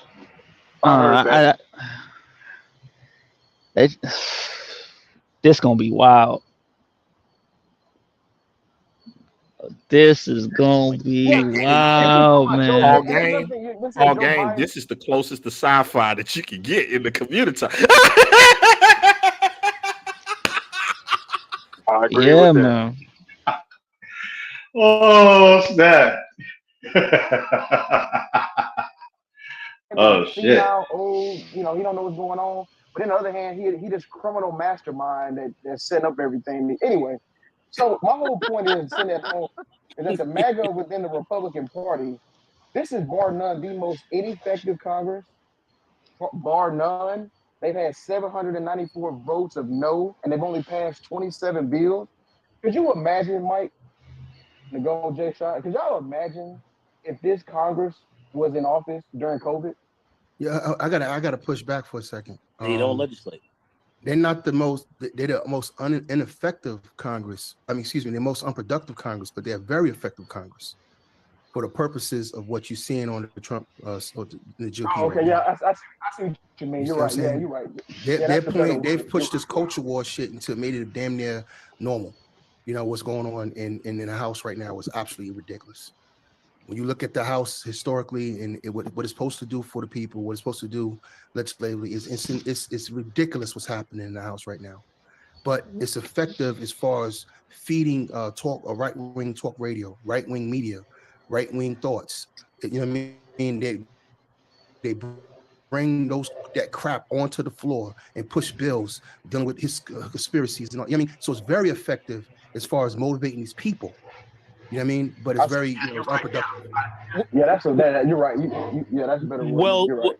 Well, gentlemen, you have to understand this is nothing new. They were doing that certainly during the when Obama lost the House, and then they came in, and then they had the Tea Party, and then they had their Tea Party, their Tea Party, and the Congress of No, where they where a lot of executive orders had to be used by the president. But of course, much of his legislation with respect to infrastructure and so forth was shut down because you had to have Congress approve of a lot, and they do not legislate. They don't legislate. So that's essentially what you're looking at. None of this is new. Trump didn't create this. He just helped to hype it. But all this was there previously. All this was there. And that was, I mean, there are people here trying to say Obama is still president, that he's still running things behind the scenes. That's what these people are running on currently right now. Still saying, I could agree to that point, though. There's a crowd that does say that. So I'll be fair. That's a fair point. I mean, I don't know if Obama's running anything behind the scenes, but I can tell you this. I don't know if Obama is running anything behind the scenes, but I could tell you Biden ain't running things in front of the scene. That I could definitely tell you that. The man who passed, there's a reason why his name's Sleepy Joe. he stays sleeping at congressional meetings, and he's always asleep. You can always find him slumped in his chair. Incoherent speech. The man could barely walk, bruh. Like I don't know, man. I don't know. Biden and Trump is just it's hilariously bad. Yeah, it's like Rocky too. It's just too hilariously bad. I don't even want to vote, man. Like, what am I voting for? Did you say Rocky too? Rocky too. Rocky too. Yeah, man. Obama is still president. That's what people are saying. Oh, that talking Joe is crazy. Yeah. I mean, it's conspiracy theory. It's conspiracy theory. That's actually what you're hearing from these people. So and they sound way out there, and then this man is talking about fascism, saying presidents should be immune. So if you, by your reasoning right now, if you're saying that presidents should be immune from any kind of prosecution, Trump, that means that basically Biden can right now roll down into Mar-a-Lago, grab you, tear you out the frame, and say it's good, that he has the right to do that. All right? Are you saying that he has the right to do that as well? Is that what you're saying? So what you're asking for, this president can come in here right now and do you right now. That's Can what you're saying. I mean, pure insanity, but this is the kind of thing that these guys are pushing on this side to kind of move, their debate forward, and I don't even think they even realize what they're even doing or what they're even saying. That's how way out there they are, and that's still a question that these guys are not seeing. Just like you see Michael Merriweather here. Why is Obama still living in the D.C. area?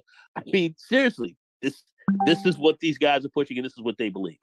So you got to look at really the thought process that's going on here with these guys right now that are really kind of way out there. Anyway, go ahead. Let me say this real quick. He said, "What are you talking about, Lou?" Okay, let's do some math. Okay, 4 years ago, Joe Biden was 77. Today he's 81. My point is, Trump will be 77 also, like Joe Biden was in 2020. And I'm saying, I don't see the people talking about Trump's cognitive decline as they were talking about Biden. Like Trump is actually, like Trump's life is getting actually like torn upside down. Like his family, not really his wife's not really, they're not like obviously showing good faith with each other. She doesn't even call him Donald. She calls him Donald.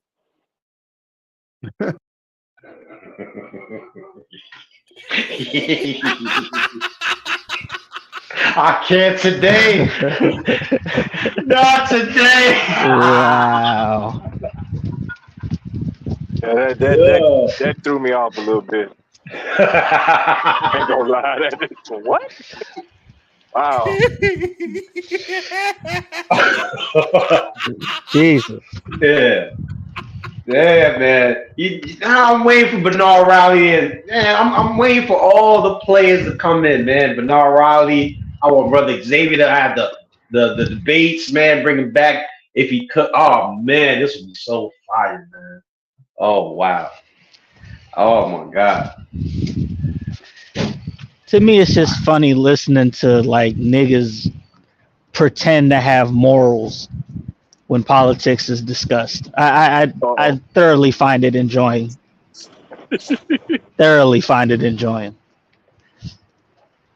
Wow, damn. Bernard doing live streaming. Damn, man. Well, we'll see who be when they want to step it up and take over that ground. Bernard done got smart. He's going to the pre-records because he knows that's where the bread is, and that's where the whole free. Yeah, he trying to distance himself from the kooks that be on his panels. I figured that's what he was doing. I noticed that.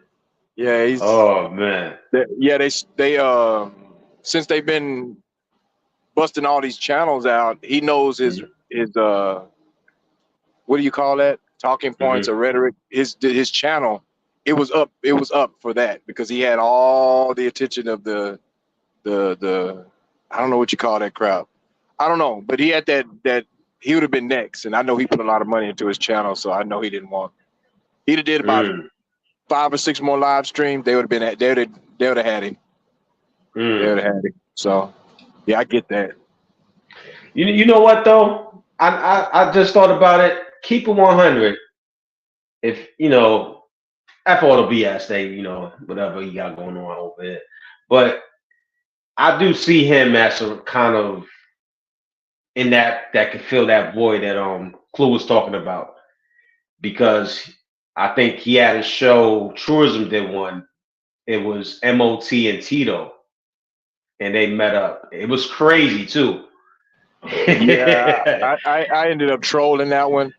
He's not going to be able to do it because he doesn't have his foot planted on one side. You have to be extremely on one side in order to make it work, and he's not there, so he won't be able to make it pop. It's just you have to be.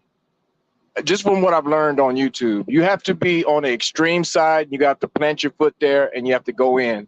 I watched that dude, the DJ Ham channel. I watched that channel just blow up, and you don't even have to be real smart to see what he's doing. Like he knows everything he's saying is a bunch of BS, but he knows how to gaslight each side perfectly and make a good show. And I'm like, wow. It's interesting to watch it done, because it seems like it's easy, but it's not. It's actually, I don't know. It's kind of a good skill. It's a good skill, to be able to manipulate a crowd like that, get 500 live viewers. Like it's pretty interesting to me. I think it's real interesting. Yeah, you gotta. I would love to see these debates, man. I would love to see them. I'll play a little bit more of this, man. This is crazy. This is a great video right here. Shout out to the Black Brain Trust, all the individuals that represent it, man. I'm gonna just play y'all video. Salute, great video. Yeah, you know what I'm saying? Like, in Lou, he held the Bible upside down. Yeah, when he was walking, yeah, sure did. No one talks about the cognitive abilities there. So, well, Nikki Haley's actually questioning. Nikki Haley's actually questioning that right now. This is the last quarter. She's finally bringing it up, but she brought that up and saying, when you brought up the point of actually Trump calling Nikki Haley, Nancy Pelosi in the whole game. That's some cognitive issues right there, and Nikki Haley's now going to try to go on the attack on him on his cognitive abilities as well. Well, think about Henry Kissinger was 100 years old and had better cognitive abilities than Trump did. He could run foreign policy at 100 years old.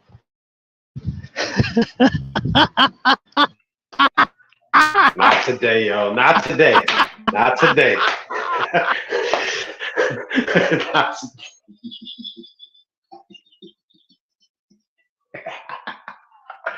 No. I got a question. I don't know how good this question will be.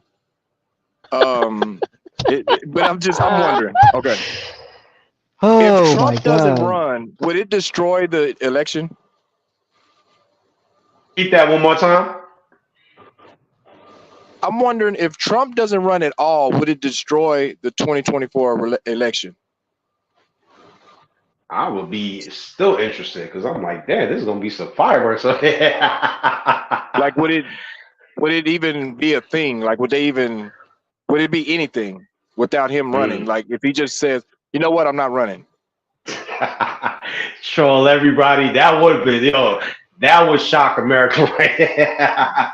That would shock America right there. It would even be an election. Like, I don't think they could put in Batman and Wonder Woman and nobody would watch it.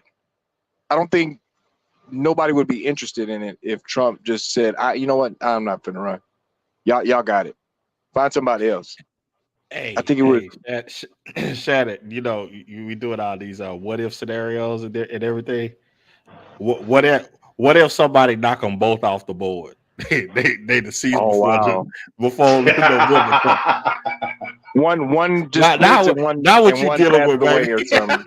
Like I'm just wondering, like, wow, would anybody even, the bills passed? Would they care about any bills that were passed? Or it's just weird to see it all play out. Like, Trump's not doing well. He's been sick and he had a cold the other day.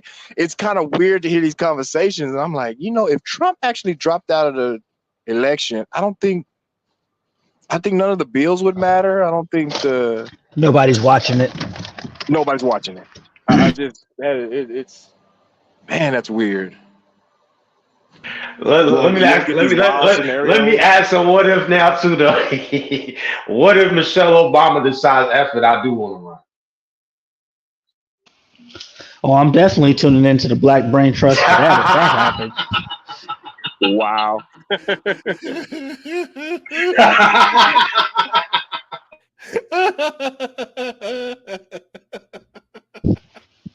Come on, man. The Black Brain Trust with a big mama spin to it. Oh Oh man. man, I'm too long to tune into them. And I Nate, ain't gonna even lie, Frieza. yeah. And I credit them already. I said, man, Trey sent me down a rabbit hole. I believe in Big Mike. I believe. My eyes have seen some stuff, and I'm like, God, dog it. God. And I kind of missed the Trey rabbit holes. I would have liked to hear that. I haven't heard him in a while. Oh yeah, that will be crazy. That would be wild. Let me let it rock though, just for a little bit more. This is I mean, entertaining. Trump couldn't even. Go ahead. So he said, I'm sorry, Mike, continue, brother. I'm sorry. No, I was just saying that this idea that Biden's age is somehow questionable. Well, Henry Kissinger was 100 years old. He's still running foreign policy. He's still showing up to Davos, still showing up in Beijing. Like I don't buy this whole age thing. Trump is some years younger than Biden, and the guy was holding the Bible upside down. Only 4 years younger. Yeah, like I said, how is Biden? So and they gotta pick, Mike. Is Biden senile, or is he this mastermind crime syndicate leader? Which is it? Yeah. Okay, that's enough. My God. Remember 4 years ago. Oh wow. Yo, this is like sci-fi. That's KCA right to No, say wait. that. I gotta hear that one more time. Oh my God. It's that's some cognitive issues right there, and Nikki Haley's not going to try to go on the attack on him on his cognitive abilities as well. Well, think about Henry Kissinger was 100 years old and had better cognitive abilities than Trump did. He say they have basically zero proof of Joe Biden taking any money and using Hunter as like some type of money man, point man for getting money. There's all that's just conspiracy theory. However, we do have actual evidence that Trump was taking money from foreign governments, taking them to their hotels and doing all this other shit. You know what I mean? Like when they come through, they make sure they go to the Trump hotel. Yeah. Trump didn't take a salary. Hell, the money he spent and earned as a president far exceeds $400,000. I mean, he made millions as a president. Yeah. And aren't you supposed to, like, if you're president, you're supposed to like sign away businesses? So like you're supposed to install like a trustee. Well, because his businesses were in China. That's where the conflict of interest really was. All of his Trump collection and Ivanka's collection, all that stuff was made in China and produced in China, and I think some of the patents were in China. And so I know Ivanka had to give up those things before actually entering the White House. You have to get a security clearance to be all up in there, and I don't think Trump. I think Trump had gave it to his son Donald or something like that, Donald Jr. And so I don't know. I don't know how far that goes down a rabbit hole, but I think that's what the case in New York is about with Letitia James. So Yeah, and yeah, and that Second Amendment right. If you what I'm saying, if you believe that they wrote the Constitution to empower the citizens to go after the government after they just did a revolution against Britain, I mean, I got a bridge to say in Iowa with him, bro. So, y'all go ahead. I'm passing Mike. Well, Mike and Merriweather says, well, if that's the case, Mike, Kissinger definitely has better cognitive ability than Biden. Well, which one is it? Is it Biden taking all your guns and Biden is screwing up the economy and doing all these mastermind things like Lou said earlier? Or is it his cognitive abilities? Which one is it? He can't both be a mastermind and be out of his mind all at the same time. It doesn't work like that. It's clueless. What? Go ahead. I'm sorry. Go ahead. Hey, yo, this is wild, man. Hold up. I got you, American D. Well, Paul game. I didn't even know y'all. Go ahead, Free Zone.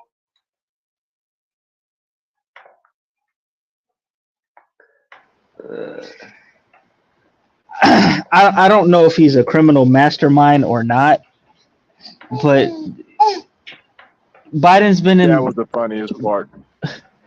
Bro, like even if he was, it's not. It wouldn't be far fetched to suggest it, considering he's been in the White House or around the White House since how long? Like early 80s. Early 80s, bruh. That shit would be on autopilot by now. It's 2024, so that's a long time. Yeah, like my white man good, your white man bad. It's like, bruh. Yo, this is wild, man. Oh man. My goodness. This is somebody has got to be a moderator, man. SKC. Nah, he couldn't. No. He couldn't do it. You don't want to be in the middle of that. No.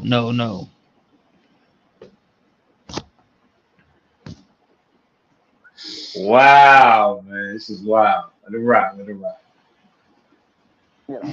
I ain't saying, oh, he's just a puppet and all this stuff. All right, man. Well, I know Hunter Biden is destroying, making Republicans look pretty stupid. So, I mean, yeah, hell, like I said, all the Republicans doing, like, with DeSantis, I don't even know what his plan is. Like, I have zero idea what DeSantis is doing.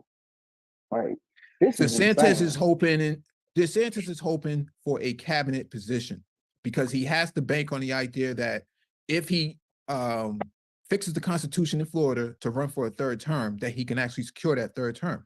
I don't see him winning the third term at this point. I think him being a failed dropout presidential candidate is going to have a blemish on his track record.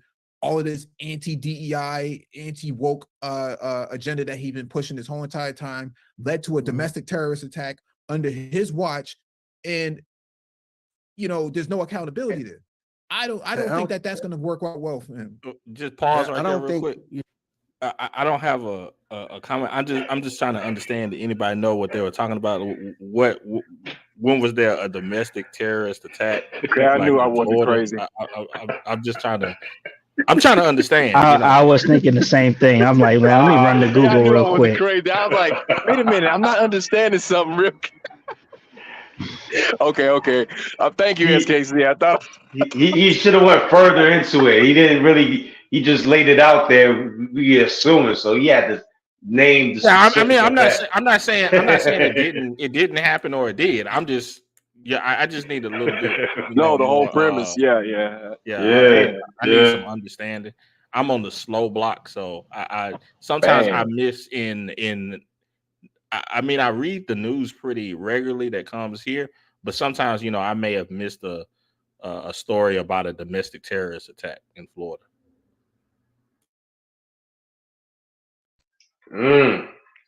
Yeesh. like I said, a lot of people in America understand what's really happening. But DeSantis' politics was always targeting and trying to cater to that racist element, not just in the state, but countrywide. That's why he ran in the first place. He thought, he had a shot because he was showing his white nationalist bona fides.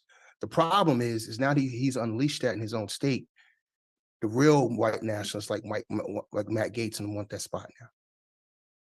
These guys are not only just going to run for governorship. The Matt Gaetzes of Florida are going to want seats in the legislature in Florida and in the state house and in the house. So that's what's coming behind all of this. Because one thing I will say the Republicans are doing right from a political standpoint is that they're following their base. They're following their base to a T. They try to get around their base. Most parties do it all the time. They try to lead their base and tell their base what they want. And this entire. I appreciate that he's given his flowers to the Republican Party. I mean, that's crazy to hear from Mike V, but I mean, he's giving his flowers. And then also he said he's kind of alluding to a red wave. Am I correct in saying that, Free-Zone? Nah, I think that's Jay Shine. Oh, that's Jay Shine? Oh, I don't know who's who. Oh, that's Jay Shine. Okay. I didn't know who was who. My bad. Type of compromise, but the base is adamant they want white nationalism right now.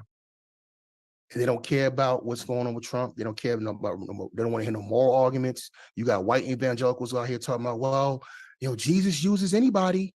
You know what I'm saying? They don't care. All right, this is about something else. And I don't really think mentally we are prepared for what's happening politically in our country. This is interesting. Could you pause right there? Let me just say that was interesting. Curious. I'm curious because this is the first time that I've ever heard the idea of they don't care. Was your opponent supposed to care? I don't know.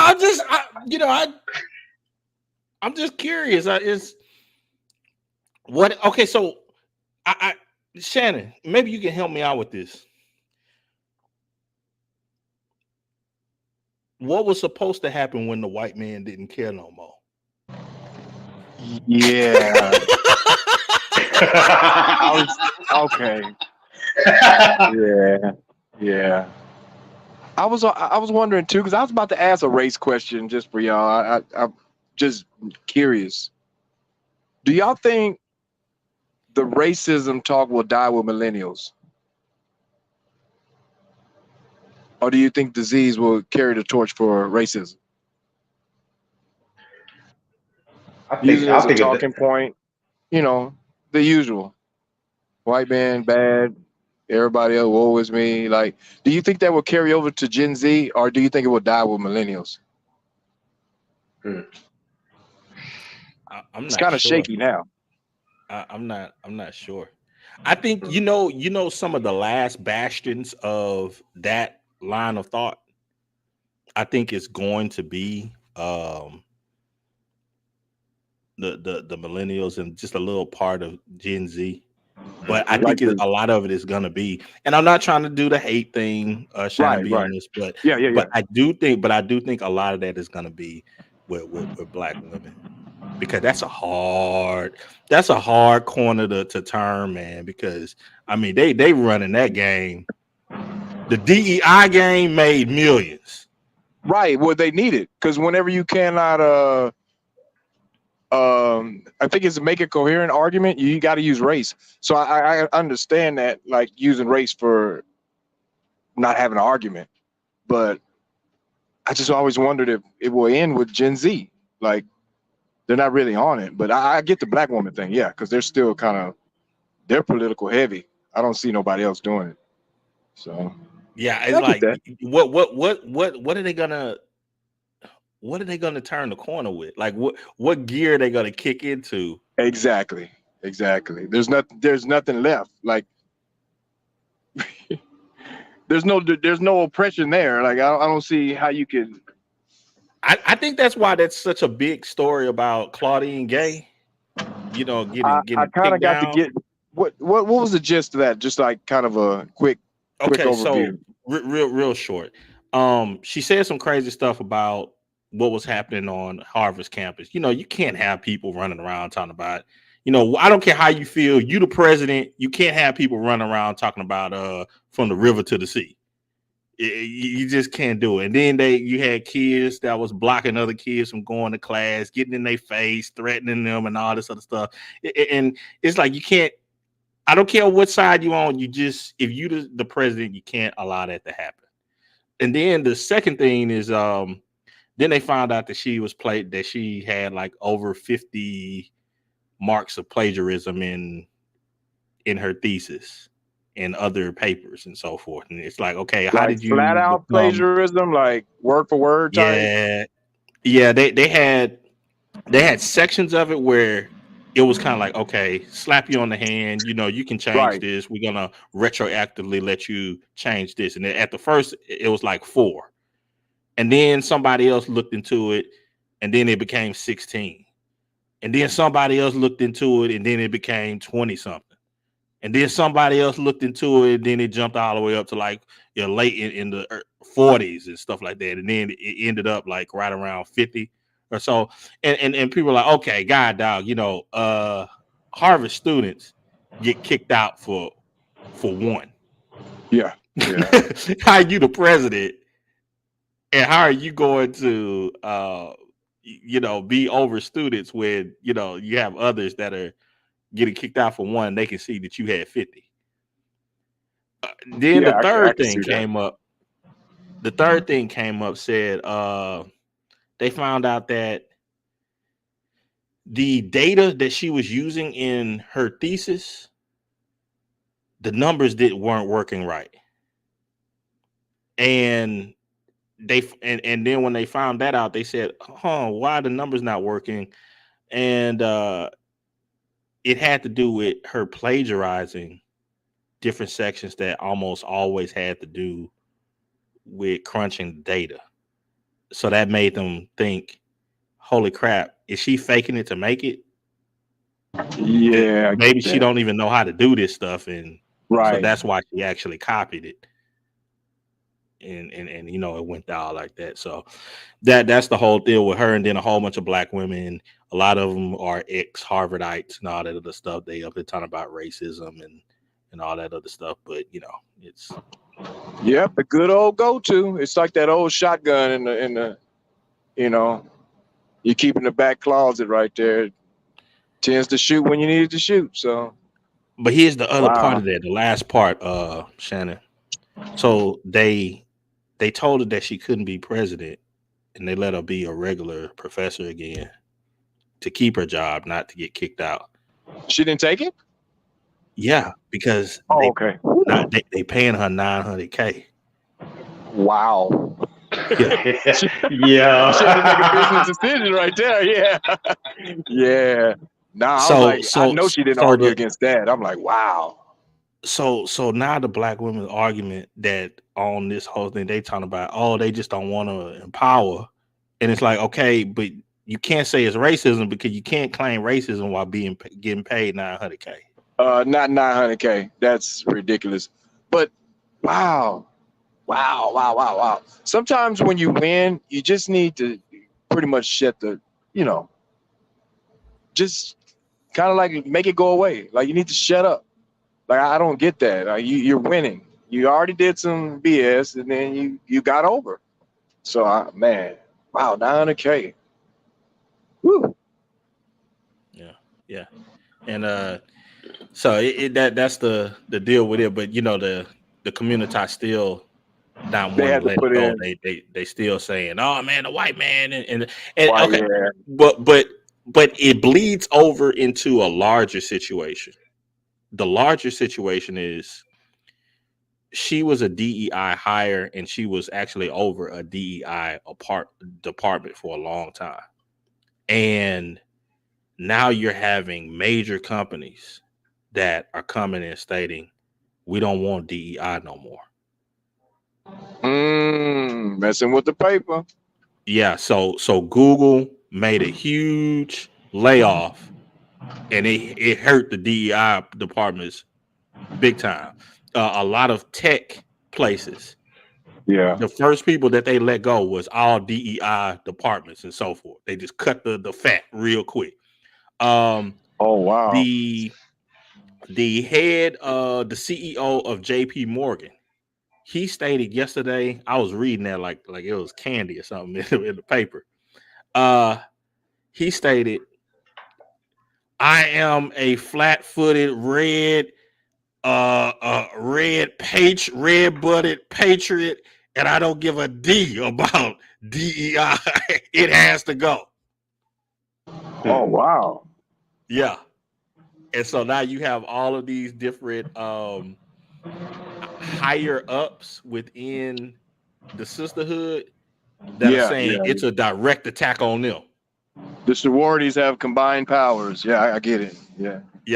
Yeah. They I mean, all you got to do is just go on YouTube or any kind of social media and anything, and you're gonna see some highly paid, highly quote unquote educated B-dubs that they are hot and mad and bothered about this DEI stuff.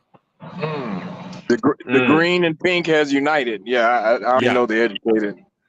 Yeah. Let me see if I can share this news article real quick with y'all guys, man. Since you talk about DEI, see if you guys can see it real quick. It's coming up. It is from the Washington Examiner. The major donor strips funding over Cornell DEI, calls on president to resign. One of the largest donors to the Cornell University is pulling his funding to the school and calling on its president to resign as the elite institution continues to embrace diversity, equity, and inclusion ideology. In a Tuesday letter to the Cornell Board of Trustees, Trustee Emeritus and major benefactor John Lindseth slammed the school's dedication to DEI, saying the radicalized ideology has created a toxic academic environment, that only serves to undermine the school's elite Ivy League status. Eesh. Yeah, it's pretty crazy.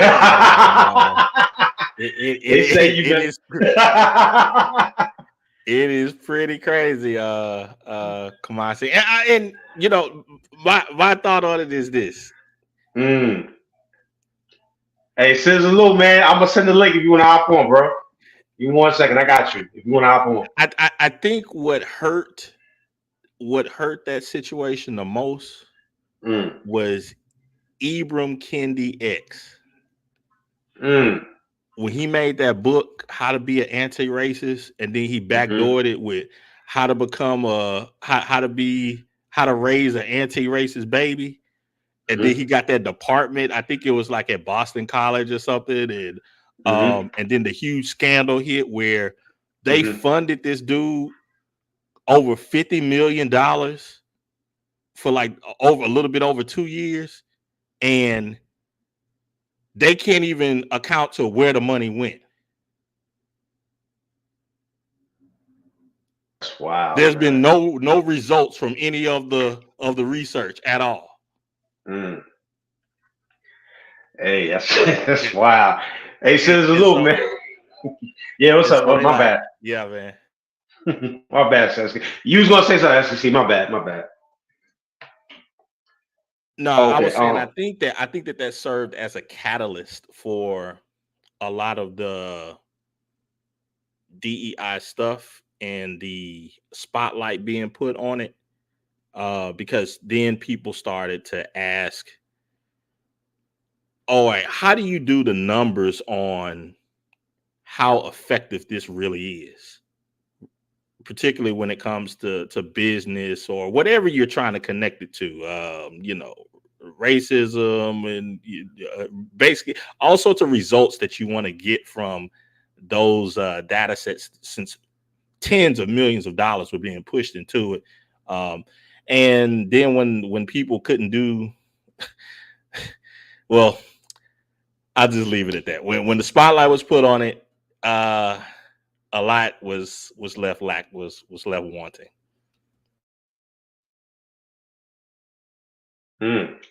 Hey, Free, Sizzle Lou, what's going on, bro? Hey, what's cracking, lacking? Hey, I'm so chilling, man. yes, yeah, this DEI thing is just another like right wing trope just to kind of like just make up shit after after they got rid of affirmative action. Now I guess it's DEI now. They're going on Twitter talking about Boeing falling apart in the sky, and they blame that on DEI. They're blaming all this other. I guess if your flight attendant is black, or your pilot, you got a black pilot now. Charlie Kirk, racist ass, saying, "Oh, I hope he's qualified." Like black people don't get qualified when they do shit. That Cornell thing you put up, that's what's sparking all that is because of this Free Palestine versus the Israeli conflict. Because when they looked at it, when they look at all the protests, they're multicultural, multiracial, young. I mean, that's all these. When you look at the Israeli side, it's all older white people, and the only young white people there are paid to go there. They already showed that they had emails and them giving them $500 to show up for Israel. So, yeah, this whole DEI thing, it's just another. I mean, it's just another coded language to go at black people. They don't want to see black people doing anything. They don't want to see black people doing shit. Period. They don't want to see black people in any type of legislative position, any type of administrative position. They don't want to see it. They don't want to see another Obama. They don't want to see any any more senator. They don't want to see it at all, and that's what they're doing. So you just got to pick up on it, man. When you got Charlie Kirk and all these and Joe Rogan and all this shit, it switched from affirmative action, diversity, now it's DEI. It's the same trope. They can't get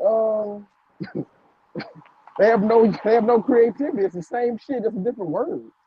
That's all they can do. They can just take what you made up, what's called diversity, equity, and inclusion, and they just make it into some other shit. But I don't want to hug the mic. Yeah, go ahead. You said No doubt. before DEI, another dumbass retort. But go ahead. What you saying? Go ahead, Cougar Muscle. All right. Now you said with the Palestine thing, right? That this is a result of the Cornell thing, right? Yes, yeah. That's why they got Dr. That's why they got Dr. Gray out of there at Harvard, because she wasn't that wasn't that Bill Ackerman. They were pressuring her to stop. They wanted a list of all the students protesting. Some like fucking swastika list type shit. They wanted all their names, before they graduated, basically the blackballing. And she said no. And that's why they did this whole witch hunt. See, that's what I'm saying. See, a conservative swear they love pro speech, freedom of assembly, all that, until people with money and billionaires and corporations step in. Then they just turn to bootlickers, and then it's, oh yeah, let's get this DEI out of here. Just fucking cowards. That's all it is. Okay. So let me see. I'm reading right here on this university President Martha Polak. Is that the one? Let me see. That's not the president though. That's not the They want her to resign. So is Martha Polak? Is that a DEI hire? Okay, so let's break that down. How do you know somebody's a DEI hire? Let's break that down. Say because the article's misleading that because it calls on the president to resign. I'm just curious though. So like, are white people like? That's what I'm saying. So when you use this rhetoric, it kind of makes the sense that like white people are the only people. Because I'm trying to figure out how do you be a diversity hire? How can you be because you still got to do the work. You still got to be qualified. You still got to have the credentials. So how do you know she's a DEI hire? I'm telling you what's going on. The reason why they're forced to resign is because of this Palestine and Israel conflict. I have a question. Yes, sir. Lou, do you think Claudine Gay was qualified to be the president of Harvard? Why would she not be? Wasn't she? Did she have a doctorate from Harvard? What made her unqualified? Okay, so you heard of like an H index, right? Bro, are you gonna ask me a serious question? Or are you gonna do some? Are you gonna ask me a serious No, question? I'm not doing any. I'm not even in the whole political back and forth with people No, and I'm all just that stuff. asking. No, I'm but just I'm gonna getting. be listening.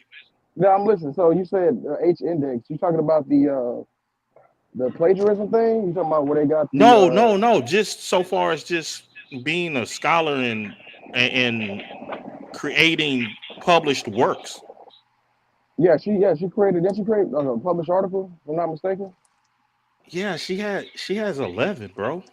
Yeah, exactly. Yeah, okay. Yeah, go ahead. Do your thing. Like most masters have more than that. I mean, the presidents before her, she has an H index of somewhere between 8 and 11. The presidents before her had H indexes in the hundreds. You know, I'm curious on why that's important to be an administrator. To be honest. Well, to not just to be an administrator, but the administrator of the most prestigious university in America. No, that's what I'm saying. She's an administrator though. How many? It doesn't matter. She's not a researcher though. I mean, Right, but there's you know how the standards are higher because it's quote unquote Harvard.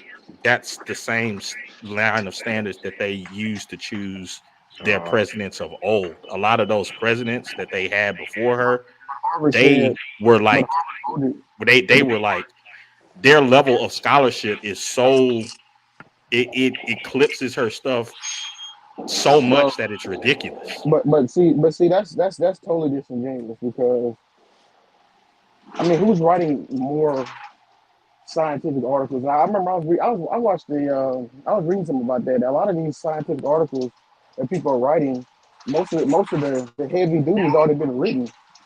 Most people aren't even. Hold on one second. Yeah. Most of the stuff they're writing is not even. You know what I'm saying? It's not even. You don't need to write anymore because other people's already written it. So if you're gonna compare what people write in the 70s and 60s and 80s, where they didn't have Google, we didn't have ChatGPT, where we didn't have all these massive library like LibGen, where people can, people can cite other scientific sources and scientific articles. I don't think that's a good argument because you don't need to write Uh, as much. And most of the heavy. Oh, go ahead. Yeah, I was just saying how so we're not talking about like a young person in Claudine Gay. She's 54 years old. But then she write. She had been in academia for 25 years. So you How you in the academia from the one of the most prestigious universities on the planet and you have 11 papers and no written books? Oh, so she got to write a book to be a administrator? N- I didn't know that. Well, no, I'm not saying that. I'm saying to be the president of the most prestigious university in America. Oh, come on, bro. Let's not even do that, bro. The a fucking crook had the highest office in America with no experience. Let's not do that shit, bro. No, Let's not. I'm not saying anything. I'm not going into politics or anything. I'm just saying the standards of Harvard itself. No, it is politics. The Shout standards are shout out to really high. Brandon. No, The it standards literally. are really high for people to No, get into she Harvard, literally. and She the literally standards should got. be even higher for the faculty. Well, it is politics. You can't say it's not politics. And politics would literally got her out of there. It's literally politics that got her out of there. None of that H index, how many articles she wrote, none of that shit mattered until they started protesting Well, on campus. the thing that I'm describing that's why people are saying that she was a diversity hire was because they're stating that she did not have the bona fides that was even close to any of her predecessors. Not even the other woman that was a president of Harvard. Her H index was like 120 something. She has I think she had like probably 80 something papers that she wrote in 5 or 6 different books. This lady came in with 11. There are students at Harvard that have more written literature than her. Yeah, I mean that's what I'm saying. If you're an administrator, I don't understand why that's even necessary. But okay, I mean that's Right. when you asked me I'm about not. it. I'm not talking about other universities or anything. I'm just talking about if you look at the record of Harvard itself, But the individuals that's that not they why. have selected as president had a very high bar. That's not why she got ousted as president. And you No, know no, that. I'm not saying that's why she got ousted. I'm saying a lot of people are saying that's how she got in.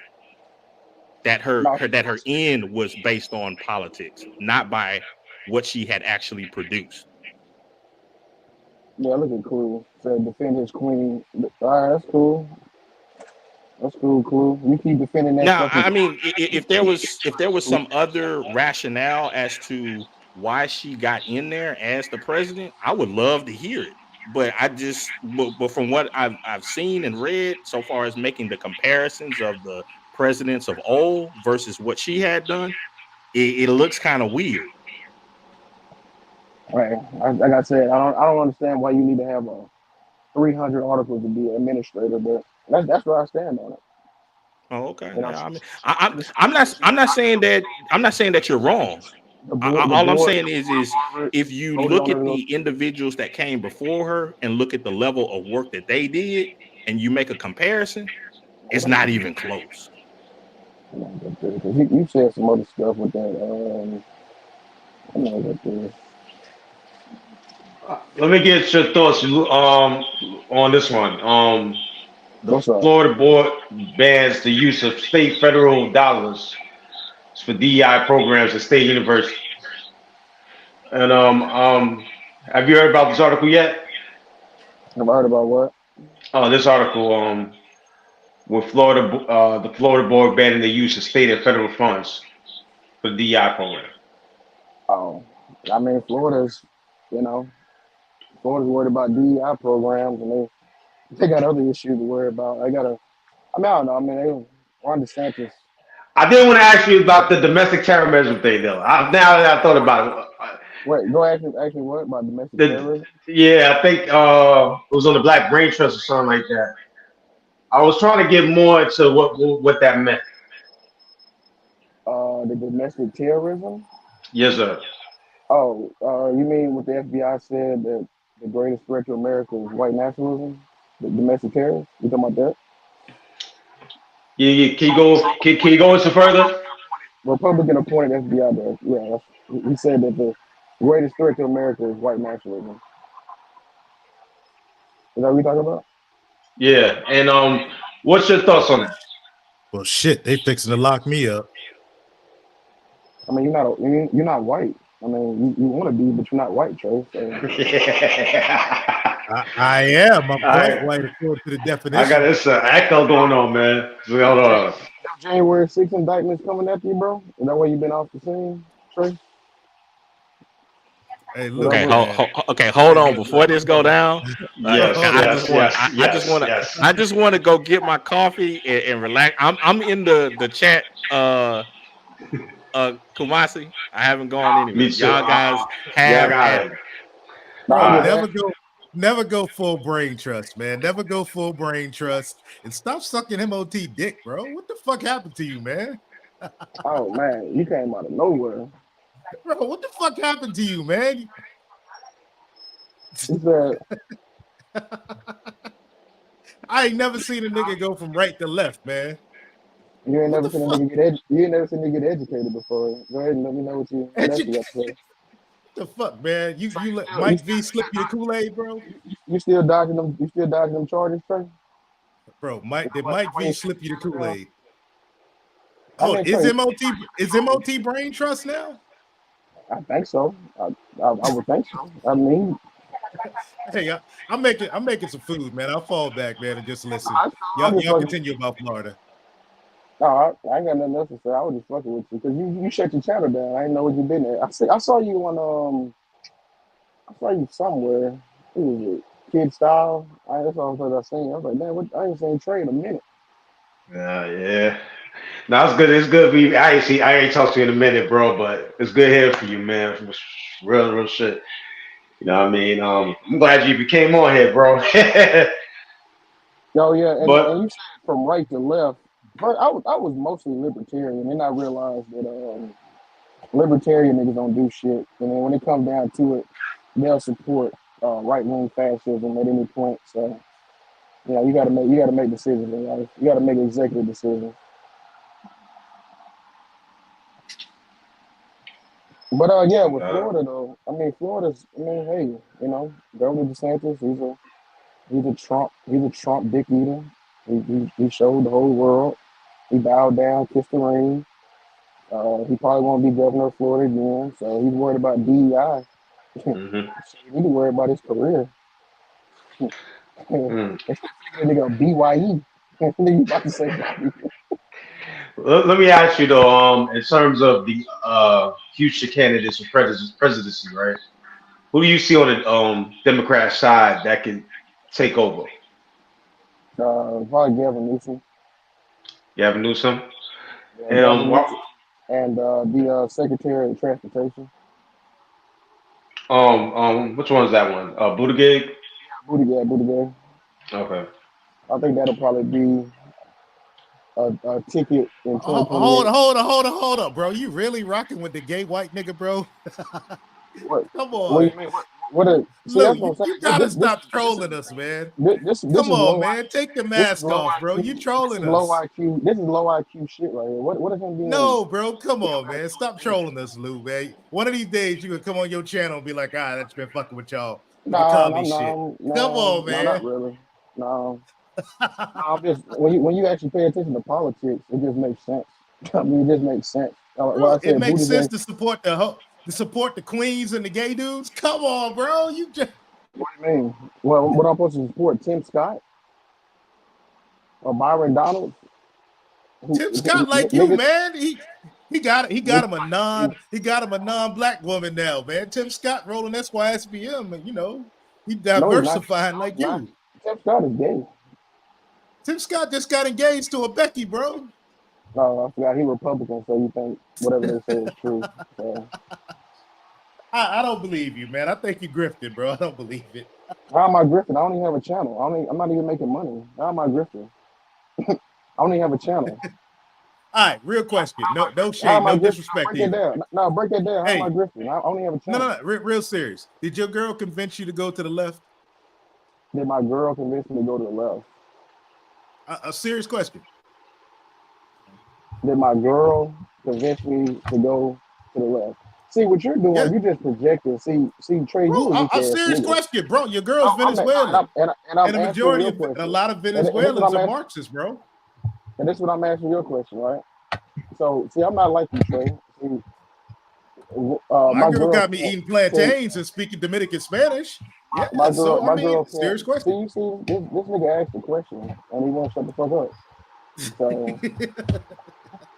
No, she didn't, Trey. I'm not like you, Trey. Bitches don't control my world, Trey. I'm not a super simp ass nigga like how you be simping over that. No, bro. I convinced my girl to be.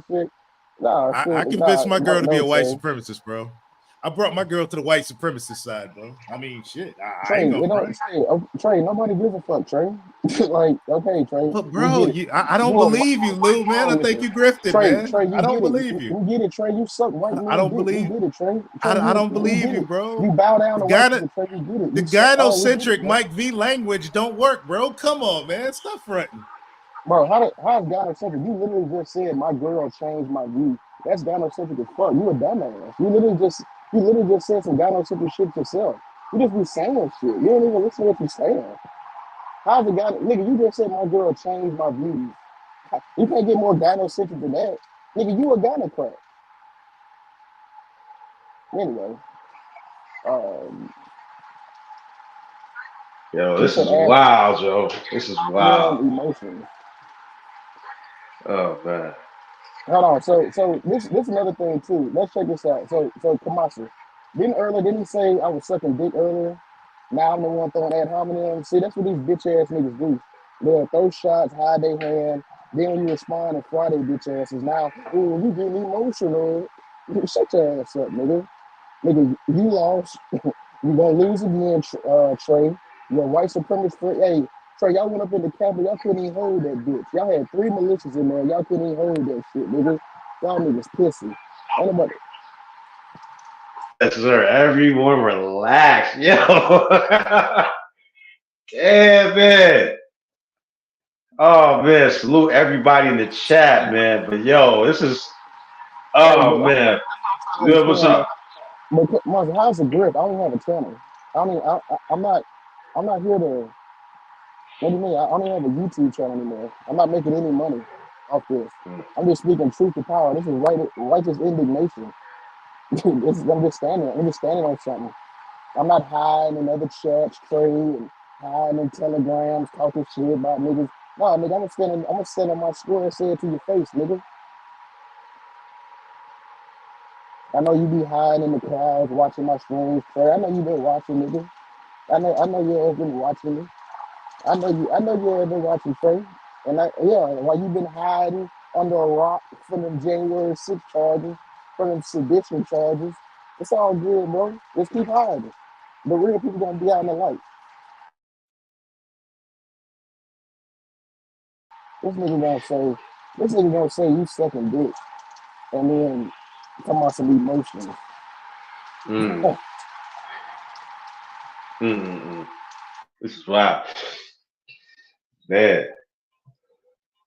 But yo, I'm gonna keep it real with you, man. I can't wait for these conversations for 2024, though. I can't, both sides, bro. No cap. Like, it's gonna be very interesting to hear both sides. Like I said, Black Brain Trust on one, yourself, MOT, and others, and then you got Conservative Nate. You got I don't know who else is on that side. I would say Sub Zero. I want to hear all points of view because I think all you guys will give great points of view, and I think that's what's going to be the main thing here. You know, because like you said, I remember you said a while back, you said you ain't trying to convince nobody, and I believe that.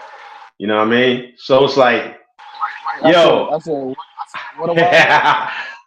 yeah, what's up? What I'm saying is like I'm interested. I'm like SKC. I'm a fly on the wall. I'm trying to eat. I'm trying to No, sit I'm back saying, and be interested.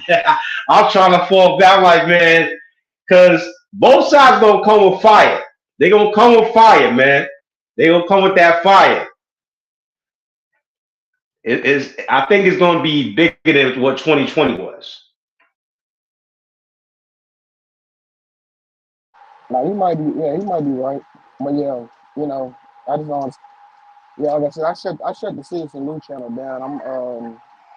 I'm focused strictly on my other channel. Yeah, So yeah, yeah. I've seen that joint, man. Salute to that channel. Hey, yeah, you want to put it in the chat, yeah, bro? I'm not talking about politics. Period over there. It's just straight education, and actually doing straight. It's actually doing pretty good. Actually, I didn't even um, Bolshevik Lee, you funny, Trey. Mm-hmm. Hey Trey, no, you gotta call me. No, Trey, it's Comrade Lee. It's Comrade Lee. But so yeah, so like I said, I shut the other channel down. I'm not even, I'm not finished. I'm not doing no black YouTubian, manospherian, political streams. I just rather hit the link, you know. I just hit the link and we just chop it up. So it can't be a grift. I'm not making no money off of it. You know what I'm saying? I don't have no cash app. I'm actually with the cash app. I'm not keeping y'all. 'Cause, I'm not putting Keisha on the screen and a bunch of twerking and fighting and World Star videos. And hit the cash app. No, we just we just gonna chop it up. I'm here for the discussion. I'm here for the debate. So let me SKC got a question for you real quick, Lou. What will happen if Trump wins? Trey, what will happen if Biden wins? Well, I'll tell you. That's an excellent question. Well, Trump, this is not what I said. This is what Trump said.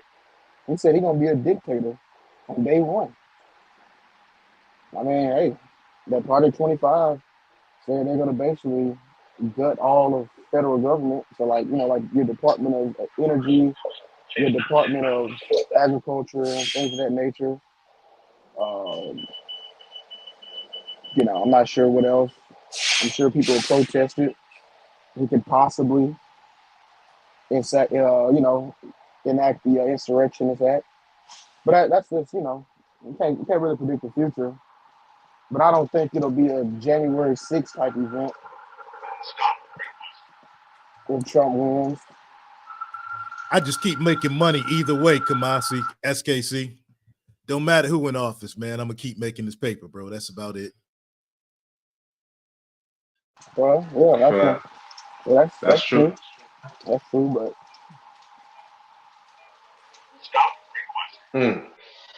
let me ask you though, Lou.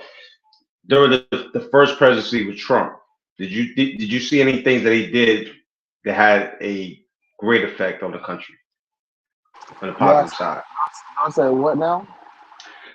During the first presidency of Trump, from 2017 to 2021, right? Did you see any policies that he put forth that were good for the country? No, I mean he has something to do for me, but not for the country. Okay. And what policies you think that he did that was damage to the Like, country? like the only landmark policy he put in was tax cuts for the rich. I mean, you can't really. I mean, even the conservatives was crying about getting their ass whooped on Facebook and Twitter. He didn't even repeal Section 230B like he claimed he was going to do for 4 years. He never did it. He waited to the last minute, and then the Democratic Senate overrode his ass. So, I mean, pretty a lackluster presidency outside of talking shit, roasting, memes, some nigga shit here and there. I mean, he had a pretty ineffective presidency, really. He put up a lot of money. He did that. He killed, under COVID, a lot of people died. So can't really point to anything. Like I said, I can point something to help me out specifically, but not the country. And okay, and are there positives? What are the positives and negatives of the Democratic Green Policy? You said what's the positive and negative of a what now, bro? The green policy that the Democrats are pushing. So like the Green Initiative. Is there Oh, like the Green Initiative. yeah. You talking about like the EVs and giving tax credits and taxing certain. You talking about that? You talking about that right there? Yeah, so kind of like, getting rid of gas cars to that nature, everything else. Is there Yeah. any negatives coming with that? Yeah. There's some definitely negatives. EVs aren't. Well, so Tesla's earnings calls the other day, and they took a pretty big. They missed their. I think they missed their earnings call again for the last four earnings calls. The other EV manufacturers, they're doing very bad. So it's almost like the EV bubble is about to pop because there's a lot of government money going into these EV models because you get like $7,500 if you from the government if you buy an EV car. So I think what's happening now, I think Toyota's talking about moving to hydrogen. So they're just gonna totally just Okay. Toyota's already stomping Tesla's ass anyway. Mm. So to answer your question, Okay. I don't know about the I don't know. The EV market. I don't think it's as stable to make this type of initiative. For one, we see with the Chicago and the superchargers, it's hard to Mm. charge these cars in different climates. Mm. So let's not. Mm. It's And not to be. Well, let me ask you this question real quick on the Biden side too, what I asked you for Trump. Were there any negatives policies that Biden put on that damaged the country? And then on the other side, did you see any policies that helped out the country? yeah, the infrastructure bill, the PACT Act helped certain veterans. I think I saw that the VA the VA's approval rating right now is like 90%. You know, the Inflation Reduction Act. Man, he ain't did shit to help veterans, bro. Motherfuckers mad as hell at the VA just like they was before. You can't get an appointment with the VA for like 6 months. That shit's trash. I got mine. I got my appointment next week. That's crazy. Wow. Maybe it's because you're a Republican state that don't give a fuck about vets. Maybe that's what it is. I don't know. California got a pretty good VA. VA is controlled by the feds, bro. Yeah, but all of them operate different. Don't do that. Don't do that. Every VA bro, hospital is that's different. Fed money, Don't do bro. that shit. That's Fed Everyone's money. different. Everyone's different. Don't do that. But thank God I'm retired, so I don't got to worry about that. You know, I got my Humana. I can pick and choose. Now, what are the negative policies that Biden set forth so far that you can name? You said his negative policy, well, he let the student loan shit rock out too long, and the other Democrats didn't. You know, they didn't. What do you call it? They let the Republicans get too much time to. You know, I don't know. I don't even know if I can really put that on him because the Supreme Court overruled him on that executive because he tried to use the Department of Education to get rid of the student loans. But you know, the Supreme Court said that's Congress's job to get rid of student loans. So I don't even know if I can really get on his ass about that. But yeah, I wish student loans would have got knocked off. So you're okay with getting rid of all the debt that all these hoes are holding? All the student loan debt that these hoes racked up. Just let go of it. Just like these PPP loans, nigga, and these bullshit ass businesses y'all niggas had. Yes, I want the same thing. Yes. No, I'm serious. Mainly it was just niggas abusing that, but seriously though. No, it wasn't, dumbass. It was all the hoes that racked up all this student loan debt. I'm serious, bro. All the hoes that racked up all this student loan debt. You just want that shit forgiven. I want, yes, nigga. I want all our shit forgiven. Mine, theirs. Why? What did they do to have their student loans forgiven? What did they do that's good for society that these hoes should just get their debt written off? Well, it's not just, bro. See, that's the problem with you, nigga. That's why you looking at it on some. Oh, what about? I ain't helping these hoes. No, bro. You got engineers. Bro, fuck that hominem for a minute, man. I'm talking about the women that racked up 72% of the debt. No, answer the question. No ad hominems. No gynocentric talking. What? Why is it okay? Why is it okay to let go of the debt for these hoes, bro? So let me understand this, right? So you keep saying gynocentric, right? Hold on one second. Hey, yo, man, make sure y'all hit that like button, subscribe, hit the cash app scrolling across the screen, man. I appreciate y'all for stopping in, showing love, whether on the panel or on the chat. I appreciate it. This is a fire show. Shout out to Trey, shout out to Citizen Blue. I had SKC earlier, Shannon B, Freeze on Lou, Ragnarok, and who else I had on here? I think that was about it. But yeah, shout out to everybody that was on here. Yes, sir. This is Popcorn City, man. We're just waiting, man. Because I want to. Yes, sir. I'll keep it a buck, Tomasi. Give me a minute, man. I'll keep it a buck, Lou. Look here, man. I'm asking a simple question about saving the hose. Anytime you go anywhere else besides saving the hose, man, we've been on this YouTube shit for like 6 years together. You know that's what niggas do, and that's what hoes do.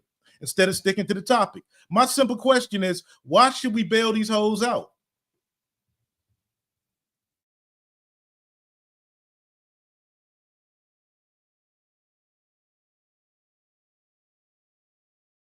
Hey, yo, one second. All right, so here's the thing, right? This is what I keep saying.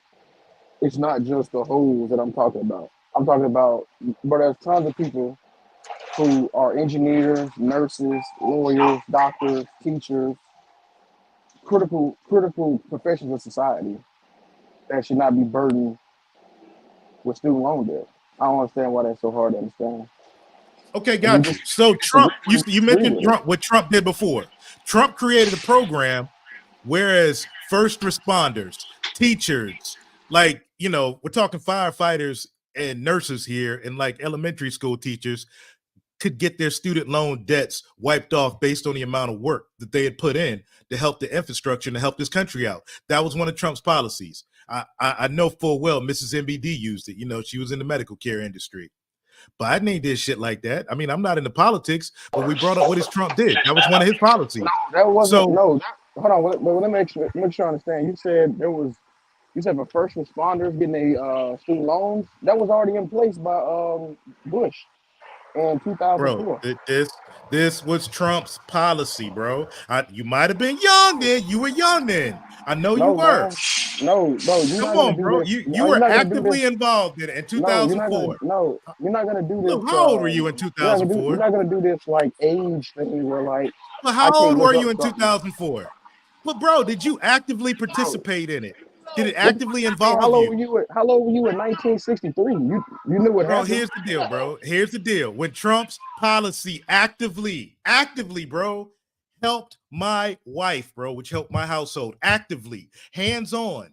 Bro, in 2004, you couldn't put hands-on shit Bush did because you were in school still. I don't know, elementary school, high school, whichever. You couldn't put hands-on. No, that's not the fucking point, nigga. What I'm saying is, bro, it's the fucking point. The point is, in 2004, okay, Trump's policy helped my wife. Trump's policy helped my wife. Let's stay right there. What about Trump's policy, bro? What about Trump's policy, bro? That was Trump's policy. All right, you gonna just keep trolling me, nigga. We can just get this shit going. Fuck, nigga. I'm not trolling. Bitch, nigga, I'm not trolling. No, you are talking. Trump's policy. Okay. No. The Bush. No, bro. I'm not Come on, man. shit. I'm asking you a question. Okay, why do you want to save the hoes, bro? I just gave you away. Look here, man. Certain hoes that are first responders and teachers, they can get their student loans written off. But you want hoes with basket weaving degrees to get their loans written off. Why? You're a dumbass. I'm trying to tell you that has already been in place. Okay, bro. Why? Why should hoes with basket weaving degrees get their loans written off? Okay, so nobody has a basket weaving degree. So, all right. Next African American studies. What the fuck does African American studies deserve to get their student loan written off? Man, who got the fire alarm beeping? I thought this wasn't nigga panel, Kamasi. Who got the fire alarm? I'm outside. I ain't hearing. No, I'm outside. Nigga. Oh wow! Oh, wow, man. That is a troll, though. That is a troll. But no, man, I don't believe these hoes like African American studies, poli sci, freaking philosophy 101. Nah, man. This is why you blinded by dumb nigga shit. Nobody's talking about hoes. We talking about other black men. My question was about the hoes. Fuck them Fuck niggas, bro. I don't give a fuck about race. We know you don't give a fuck about shit. That's why you dumb race, niggas lost. That's why you niggas went to race, bro. That's why you went to the Capitol race, and lost, bitch ass nigga. Bro, we know you don't give a fuck about other people, nigga. We know you dumb niggas only give a fuck about yourself. Here we go. Ad hominem. Gynocentric talking points. Fuck, nigga, man, stop grifting, Lou. Stop grifting, man. You like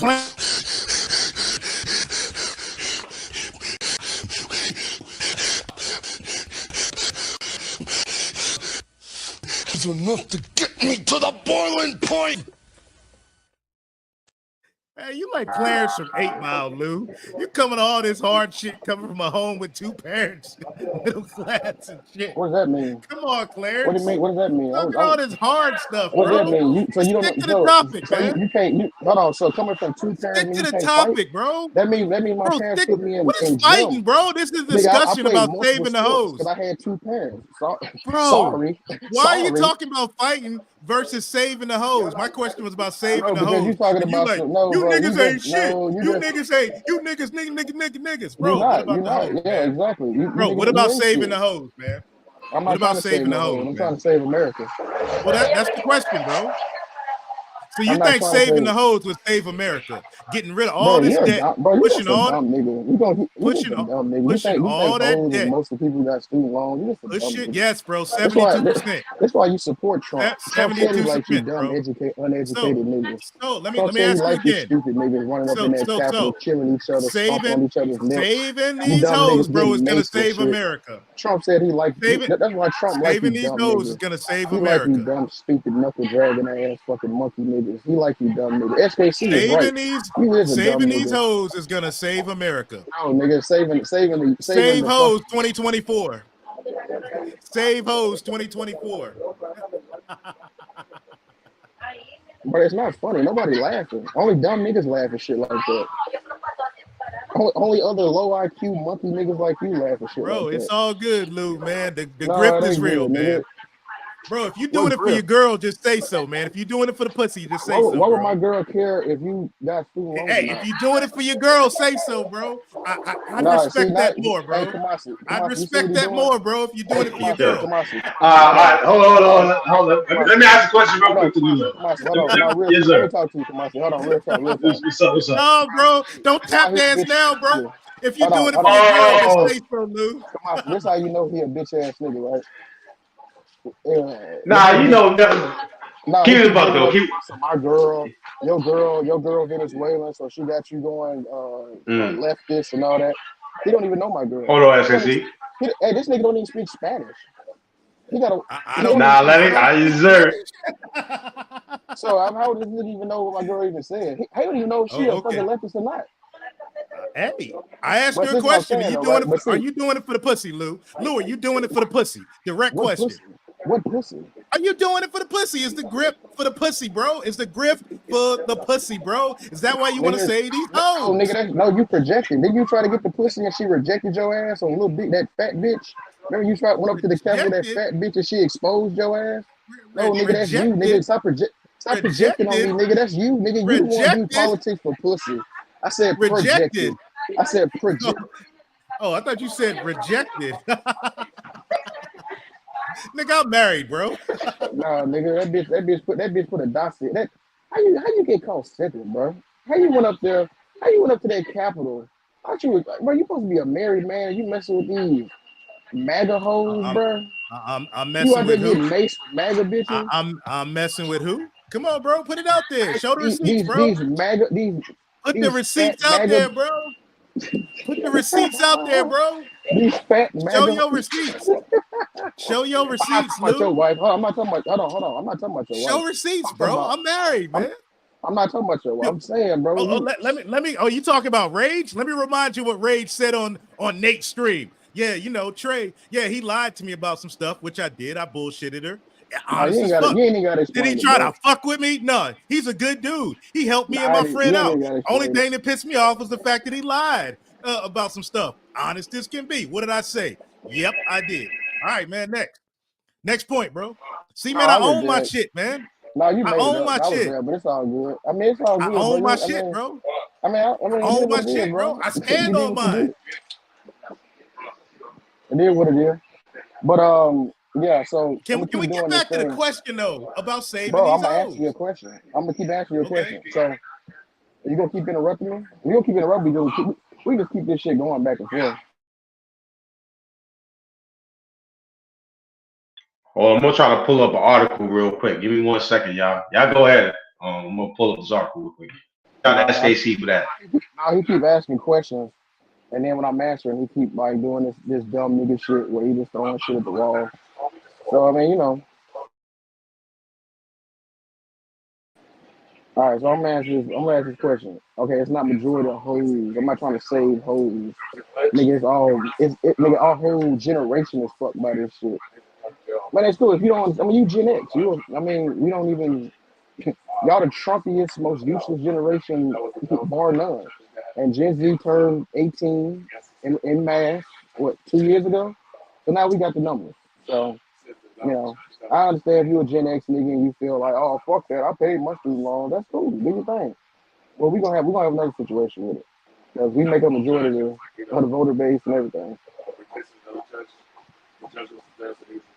All right, so this is the article SKC pulled up. I want to get both of you guys' thoughts on this. AAUW. Let's see. This article from them. Woman is student debt. And the headline is Women tend to borrow more for their education and struggle more to pay it off, in part because of the gender pay gap. So I'm going to go down here and see what it is. It's the burden of borrowing. College attendance is at a record high, yet the price tag of a college education has more than doubled over the past generation, while household incomes have barely budged. Women hold almost 2/3 of the country's 1.54 trillion student debt, 929 billion. Women earning a bachelor's degree, women's earning a bachelor's degree graduate owing an average of 2,700 more than their male peers. Student debt is the second highest source of household debt after housing. What's your thoughts, Lou? Yeah, definitely. Women definitely have more debt than anybody. That's a fact. So I mean, I can get what Trey's asking though, because I mean he's wearing his hoes, but more as women though. Let's answer it that way. And black people have It, more than most if people do it, too. So I look at it like this, Kamasi. mm, If they get theirs, I get mine. Shit. You know, that's how I look at it. So I feel like I'm just, but let's ask, what if there's a limit though? a limit. Yeah, it might have to be a limit, but I think that will cause more issues if they do a limit. But it is So what it is. that could be a shaky game they playing then, man. Yeah, that's true. I think to be honest, the only way they could really do it, man, I'm gonna be honest, bro. I might just move them shit to 0%, the interest rate. To be 100% honest, bro. I think that might be the only I plausible. think. But let me ask you this too, though. Did you think that the process to get into college is easier now than was like maybe during Trey's time? Because like Trey went at a different time. Trey went in the '90s, where it's like a whole different criteria to get in versus today. You say what I say is harder to get in now or easier to get in now? Yeah.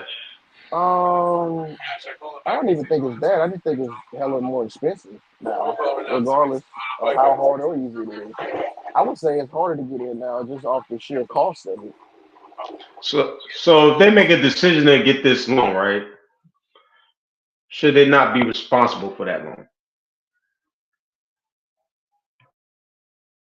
Yeah, well, when you look at the United States government, they, they came from an era of debtors' prisons, and they came with the bankruptcy and things like that. So it's against the Constitution for debtors' prisons and having a lower quality of life because have student loan debt shouldn't be what we do to young people in America. You know what I mean? Because older people, if young people don't have disposable income, who's gonna pay their Social Security and property tax and sales tax and all this stuff? So And then with the DEI, do you think that if that helps women out more or men?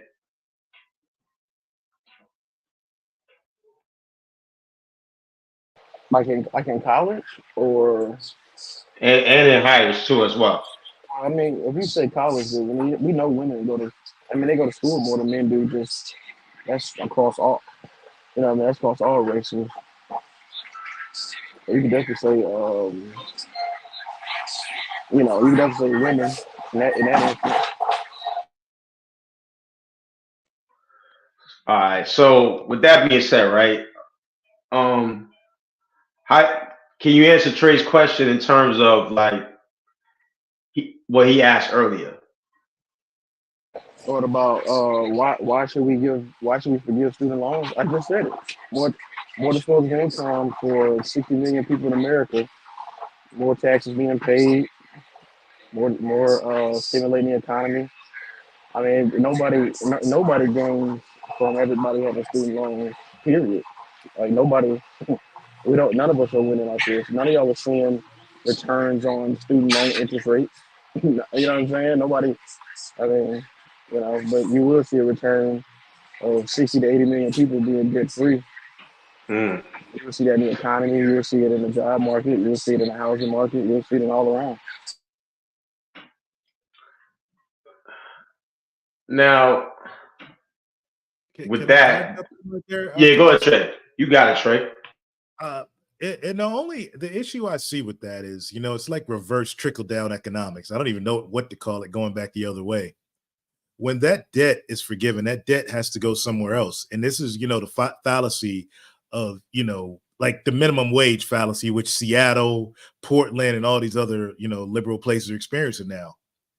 As you forgive these loans, that money just doesn't go off into cyberspace. Them boys got to get their money. Them boys, being the Fed and all that, have backed up all these loans. So now these loans get passed over to taxpayers. Now, I'm not saying income tax. You have, highway taxes. You got sales tax. All these little taxes you see on your bill, when you go somewhere and you're like, what the fuck is this leisure tax for? And then the worst part is this: the rise in egg prices, the rise in like beef prices, gas prices, all that student loans being, 929 billion going away. That money just isn't going off into cyberspace. It's now being put into different things. When you're looking at your cell phone bill, it used to be $25 a month. Now that shit's $75 for a basic plan. The money got to come from somewhere, y'all. Them boys gonna get their paper. All right, so Kamasi, so check this out. So, people talk about like, oil prices going up and food prices going up. Chevron, Exxon, all these oil companies got record profits. All these chicken, Tyson chicken, they got record profits. Record profits. They're bragging about it on earnings calls. Who's the money going to, Lou? Who is the money going to? Not the consumer. I let the man finish. Well, bro, you avoided completely what I said. The consumer isn't getting paid off of this. The people at the top, them boys, run all the companies. Well, that's what I'm glad you said that, Trey. So you remember the PPP loan, when the PPP loans jumped out? Do you know who got majority of those PPP loans? What does that have to do with saving these hoes from student loans, bro? No, this man just brought up fucking gas and food going up. Because I said the reverse of trickle down economics, bro. From student loans being written off, bro. I'm trying to keep you on topic, bro. I'm trying to keep you over the target, bro. Over the target, bro. I mean, you a lost cause. I really don't even want to talk to you. Like, I'm talking to you don't want to talk because you don't want to stay on the target. No, you a lost cause. Nobody's wasting resources. No. Bring it back around to the topic, Lou. Bring it back around to the topic, bro. This ain't grade school, man. I'm not a Gen Z or millennial. This ain't grade school. The topic is saving these hoes from their student loans, bro. You change the topic. And what will be the effect of it? The effect of it that money will be passed on to the economy. Now, stick to that, bro. Hey, Kamasi, did you not bring up gas prices? Kamasi, did you not bring up gas prices and food? In reference to student loans being saved, bro, the money has to come from somewhere. Student loans ain't the reason gas and shit going up. So I don't know what the fuck you brought that up. Like I said, chat. So let me do a rebuttal to that Bolshevik language. No, because I'm about to make a rebuttal to that point. So my point is the PPP loans, right? Do you know who got? Fuck it, I'll ask you, Kamasi, because you don't fucking. Kamasi, do you know who got majority of PPP loans? What's up? Let me know. There was big businesses, right? Big, huge fucking. I mean, it's crazy. It wasn't small mom and pop shops. It was big, great. I mean, politicians got in on it. I mean, just motherfuckers who didn't even need the shit, just stacking up bread. So my point is this, right? So we have no problem, right? We cool. But let me ask you real quick though. Did they pay it back? Well, they were forgiven. They were forgiven. How so? The PPP loans were forgiven. They didn't have to pay it back. So with all the fraud arrests that other people got caught with, how did that happen on their end? Well, the people that got caught, they just lied about having a business. They just took the money and, you know what I mean? That's different. They just frauded the application. But so let me ask you this real quick then. So the people you mentioned, they did the right process then. In terms of getting the loan. Right. Whether right or wrong. They did the process and they got the money and they got them forgiven. Yes. So my point was, though, this is my point though. So that was trillions of dollars they printed So up. why can't the hoes do that with their student loans? Well, is Congress going to print up $3 trillion for them? No, but like I said, man, first they could be a first responder. They could join the military. They could become the teacher. Jesus, Bro, okay. Can't do what corporations do. This Oh dumb. man, This here. dumb. Oh, This okay. fucking Here. shit, bro. No, I got a question, Lou. I got a question, man. I know you're like Gen Z. You're like Gen Z or Gen Alpha. One of the two. One of the two. How come every response is you a dumb nigga, you stupid, you a dumb nigga? I ain't gotta talk to this, bro. No, what kind of language is that? No, because I'm not debating. I'm not debating you. I don't give a fuck. It's not a debate. It's a question, bro. I don't care because I don't. What kind of language is that, man? I gained nothing from talking to you. Zero. What kind of language is that, bro? What kind of language is that? You can't have an intellectual conversation. Not with you. Not why? Because it doesn't go your way. So who was I was being? Lou, I have, bro. Come on, man. Do I need to pull screenshots, bro, of you saying the exact same thing I'm saying right now? Pull them up. Pull them up. Bro, we've been at this for 6 years. I told you. You used to say this stuff. So, hey, bro, so what happened to you, bro? Hey, come on, like I was saying. Hey, what up? You gonna talk? Hey, bro, I'm not talking to this nigga, bro. Like this nigga's on. We like I said, you know what I'm saying? I'm not talking to this nigga no more. Like this nigga's just on some like weirdo time. Like this nigga said, you fixing the crime, Lou? You fixing the crime? Is it Kittler? Do I gotta take Kittler down? When you crying at the Capitol when they maced your ass? When you crying there? When you crying when they hit you with that pepper spray? When you crying? There we go, bro. Is the dog better, man? Is the dog better? Is the dog better? Can we have an intellectual conversation now? The dog is up. Oh man, no, it's no intellectual. No, I've already. Okay, there we go. There's a better one for you. There's a better one. I've already conceded that I'm not having any intellectual debates with conservatives or conservatives at all because like it's no point. I'm not gonna change your mind. You're just gonna troll and get. You're just gonna troll. You're just gonna troll, niggas. I gotta bring. I'm gonna have to bring all the info, all the stats, It might be slip some scopolamine in your drink, all the bro. earmark deals. I'm gonna have to do all this work. It might be scope you don't have to do nothing. You're just gonna troll, say hoes and niggas, and change, some other dumb shit. That's all you're gonna do all day. Cloned, bro. So it's gonna be a troll fest. So it doesn't even matter. I'm not getting paid off this. All right, but let me ask you this real quick though, Lou. In terms of let's compare these two presidencies. Biden's presidency so far versus Obama's presidency. Who did better and why? The first term? Pick your term. Yeah, I guess you could say between the two. I'm trying to see when Obamacare was that the beginning of his? I want to say that's more of the second run. That's on the second run, yeah. That's what I saw. I guess you could say Joe Biden in some instances, right? Yeah, you really could say Joe Biden, really, because Obama's first term wasn't really that popular, really. After he got voted in, he lost some key. I think he lost. I forgot which state it was he lost, and then he lost it was like 7 million voters or 6 million or something like that on the second term. So so you would choose Biden. You choose Biden over Obama. But it's not fair because Joe Biden had a better Congress coming in than Obama did. Right, go ahead, my bad. Go ahead. Now, so you would choose Biden over Obama in terms of presidencies? Yeah, off the first one, yeah. Off the first one, yeah. Okay. Yeah. Now, in terms of him running versus Trump, where you see he could slip at? Oh shit! I mean, what?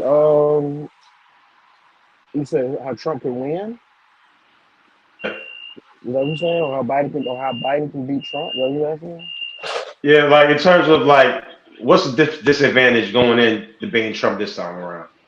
Oh, I guess this Israel and Palestine thing, this conflict, this genocide over there, ethnic cleansing, whatever you want to call it. And That's gonna how you be Joe Biden's biggest. Oh, go ahead. how you think Joe Biden ran how you think he handled that certain conflict? You know, man, I don't know how he can really handle it. I mean, you got APEC, the lobbying group, in everybody's pocket. I mean, I don't know what.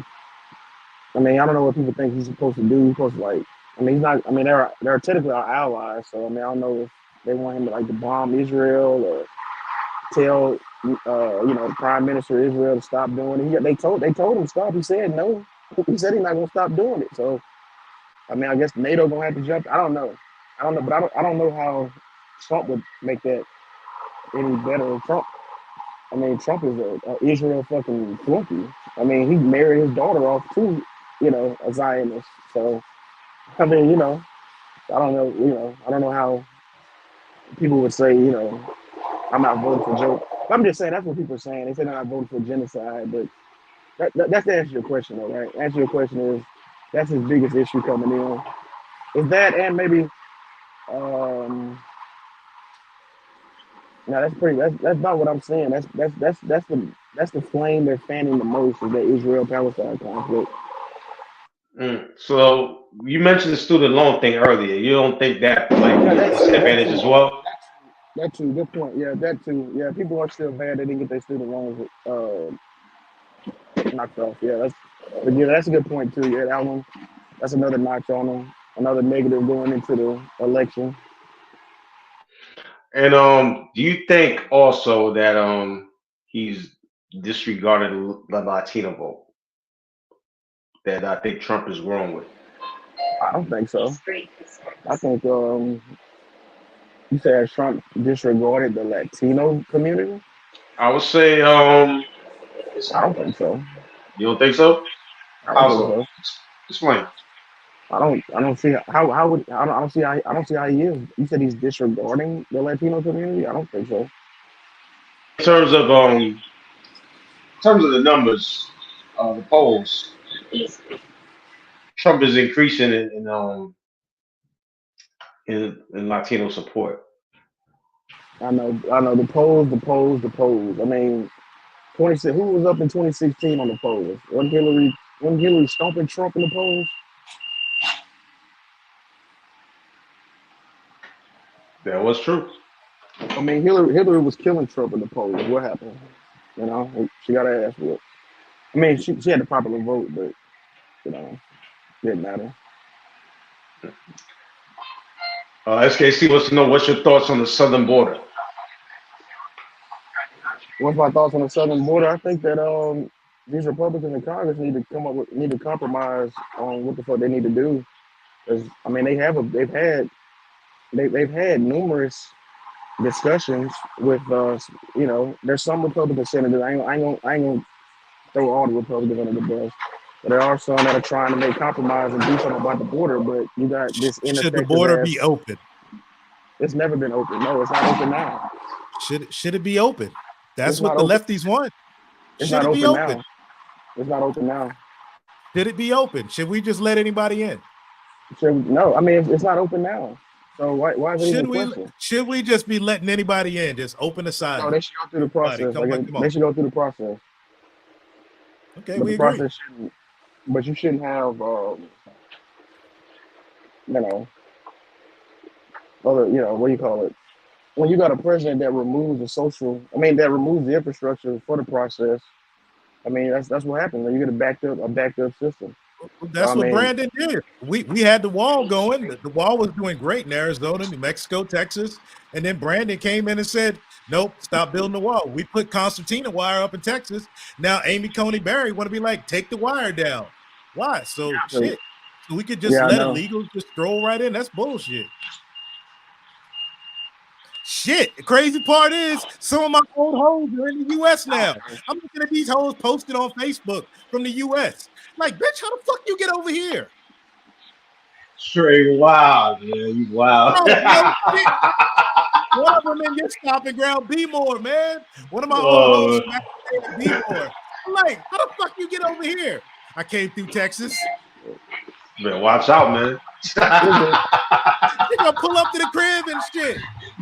Yeah, See? Yeah. So, yeah. I mean, you got Republican governors, trafficking migrants all across America to these Republican states. And, I mean, because the funny thing, this is what happens, Kamasi, right? So they send them to Chicago, they send them to New York, right? Chicago got buses, trains, planes. So they send them to Chicago. You know where they Yes. go? Bro, Yes. oh my God. Hey, you know what? Hey, come on, Man, it's been good, bro. I'm not gonna bro, just keep what am I yelling gonna do, with this man? monkey How am nigga, I gonna bro. explain it? I How can't, am I I gonna can't, explain it? bro. How am I gonna You just talk explain to it to yourself, Mrs. bro. Just talk to MED? yourself, If because one I'm of my not gonna old just keep hoes, going back and forth with you. no, I'm talking to Kamasi. How am I gonna Nigga, I was explain it if one of talking. my old I was hoes talking, pull fuck, nigga. up to my I crib, was man? talking, you fuck. I was talking, fuck, nigga. How that gonna look, bro? If one of my hoes pull up to the crib, man? See, that's How what am I'm I saying. gonna This is why you explain that? niggas are Because the dumb. Y'all don't borders was look at shit. open. Y'all just say dumb shit all the time. That's why you niggas Because always the lose. borders was open. That's why you niggas always lose. But it's all good though. All right, come on, man. I'll catch you later, bro. Hey, I appreciate you letting me. Appreciate you, man. You keep letting this dumb nigga keep interrupting me and shit after you ask me a question. So, all right, man. Be easy. Nah, it's all love, Lou. You already know. You already know. Shout out to Scissor Lou. That's the homie, man. Man, y'all wow, man. God. Man, peace, Lou. Even though I think it's the act, Lou the homie, man. I still think he acted, man. You know, he gonna like that. The gig is gonna be up one of these days, Lou. I don't believe you, bro. It's an act. Man, but yo, this was a wild show. Shout out to y'all, man. Shout out to y'all to come on, man. Y'all made that shit entertaining. I can't even lie, man. Yeah. Even though I'm half trolling, though, man, I am real, man. One of the old chicks I used to fuck with back in the day did come across the border illegally, like straight past like where my daughter went to school at, bro. Like this chick could have literally pulled up to my crib and been like, "What's up, Mrs. MED? What? This nigga, I want this nigga now." The fuck? Bro, that shit could literally happen. Oh, that's wild, son. Hey. And you know, niggas think that shit is sweet till it happens. Think about it. You fuck around down, on the passport bro game, fuck around, bust up in the wrong one, and she come across the border illegally with a kid and shit popping up at your doorstep.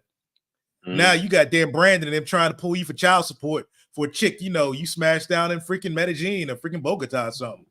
Bro, this is real impacts to niggas, man. Niggas want to think everything is sweet, but until it affects them, then it's like, oh man, yeah, that is sort of kind of good. The fuck? Man, that's all I wanted to get to next was the Chicago man, man. He had a panic attack recently. I wanted to ask Lou about that. But man, shout out to Scissors Lou, man. As always, I appreciate it. Yeah, it's Chicago and all these other sanctuary cities. Man, I remember during Obama time, man, they were all clamoring, "Oh yeah, bring them, let them in. It's so they're people, they're humans. The Americas, this country was stolen anyway."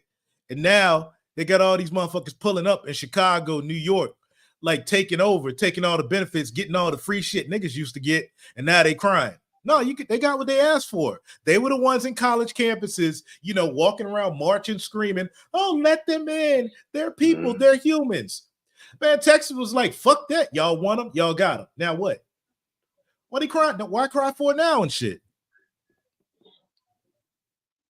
Wow. Yeah, they did kick the kids out to schools in New York. They definitely did that. That was crazy. I think Eric Adams about to be a one-term mayor just because of this. He's out of there. Bro, what do you say? How are you going to talk to me like that? How are you going to talk to a black man like that? And like that killed his career right there. It's over for him, man. But man, hey, man. I appreciate you, Trey, for being on, man. I appreciate Scissor Lou for coming on. SKC came on, man. It was like all stars up in here. Free Zone. I had I think Ragnar was there. Freaking who else was there? Somebody else. Shannon B. Yeah, Shannon B was here. So like, man, this joint was fire, man. I appreciate it, man. I might drop another one because this joint was fire. I didn't know y'all would, show me love like this, man. I missed, man. I got to come back because I wanted to talk about the DIE, the die. diversity, inclusion, equity shit. I wanted to talk about that, but I missed it. So I'll get it the next time, man. That's what I really want to come up here and chime in about. Nah, that's all love, man. But you know, I'm like straight coming in, straight coming in with that VA style, man. It be ready to go. Shout to what is it, 757? Yeah, man, 757. Shout out 757. There it is. Yeah. Okay, hold on. Before you roll, what are your thoughts on DEI? Man, it's feminism, man. It's feminism, man. It's them boys' way to destroy our country. They know. I mean, we know for the longest, man. When you put niggas, in shit, niggas fuck everything they touch up. I mean, Uncle Ruckus said it, man. Everything niggas touch, they destroy. Multiculturalism, ain't it? American culture is American culture, and American values are American values. And everybody that subscribes to those, typically turns out and win. Hard work, meritocracy, you win in the end. So best way to, erode faith in the American system is bring in a bunch of diversity hires, hire people based on what's between their legs or the color of their skin. What that does is the majority of the consumers in that for that industry, for that product, will lose faith in that product. So now what do? Now that product must be shipped overseas. You bring in, Chinese, Afghans, Indians, or whatever. You open the borders up and allow them to come in and take over all the historical institutions that were once American, because those institutions are destroyed. At one point, Harvard and Yale were seen as the cream of the crop around the world when it comes to learning. Now, what happens when you just let a drag run one of these colleges just based on whatever? Because she's black, she's a lesbian, she got short hair. Like, when you do that, okay, what faith now do I have as a hiring manager? I'm an employer. Now I got somebody, okay, you went to, Middle Tennessee Tech. You're a hardworking man. You got a family, 6 kids. I got Strag who went to Yale for basket weaving. Who am I hiring? I'm hiring Brad from Tennessee all day long. Because now I don't trust this. But now what happens if the government comes in and tells me, oh, no, you got to hire Keish? You know what? Fuck it. Let me close my business this way. Now let me just start drop shipping or getting my products manufactured over in China. I'll just bring my products in from China and just sell them online. Get me a couple, people over in Bangladesh to run my customer service. So I only need like a 2 or 3 man team here in the US. Goodbye, US manufacturing. Goodbye, US company. Goodbye, US employees. Way to drop that. And on that note, man, I appreciate everybody that came on today, man. It's like 3 hours. I didn't even know it was like 3 hours, man. All right, bro. I appreciate it. Hey, no doubt, Trey. Peace. Man, I appreciate it. Yo, I gotta always end with my shit, man. Please. It ain't a motherfucking nigga walking this planet with a ding dong swinging to his ankles that I'm afraid of. You heard? Peace.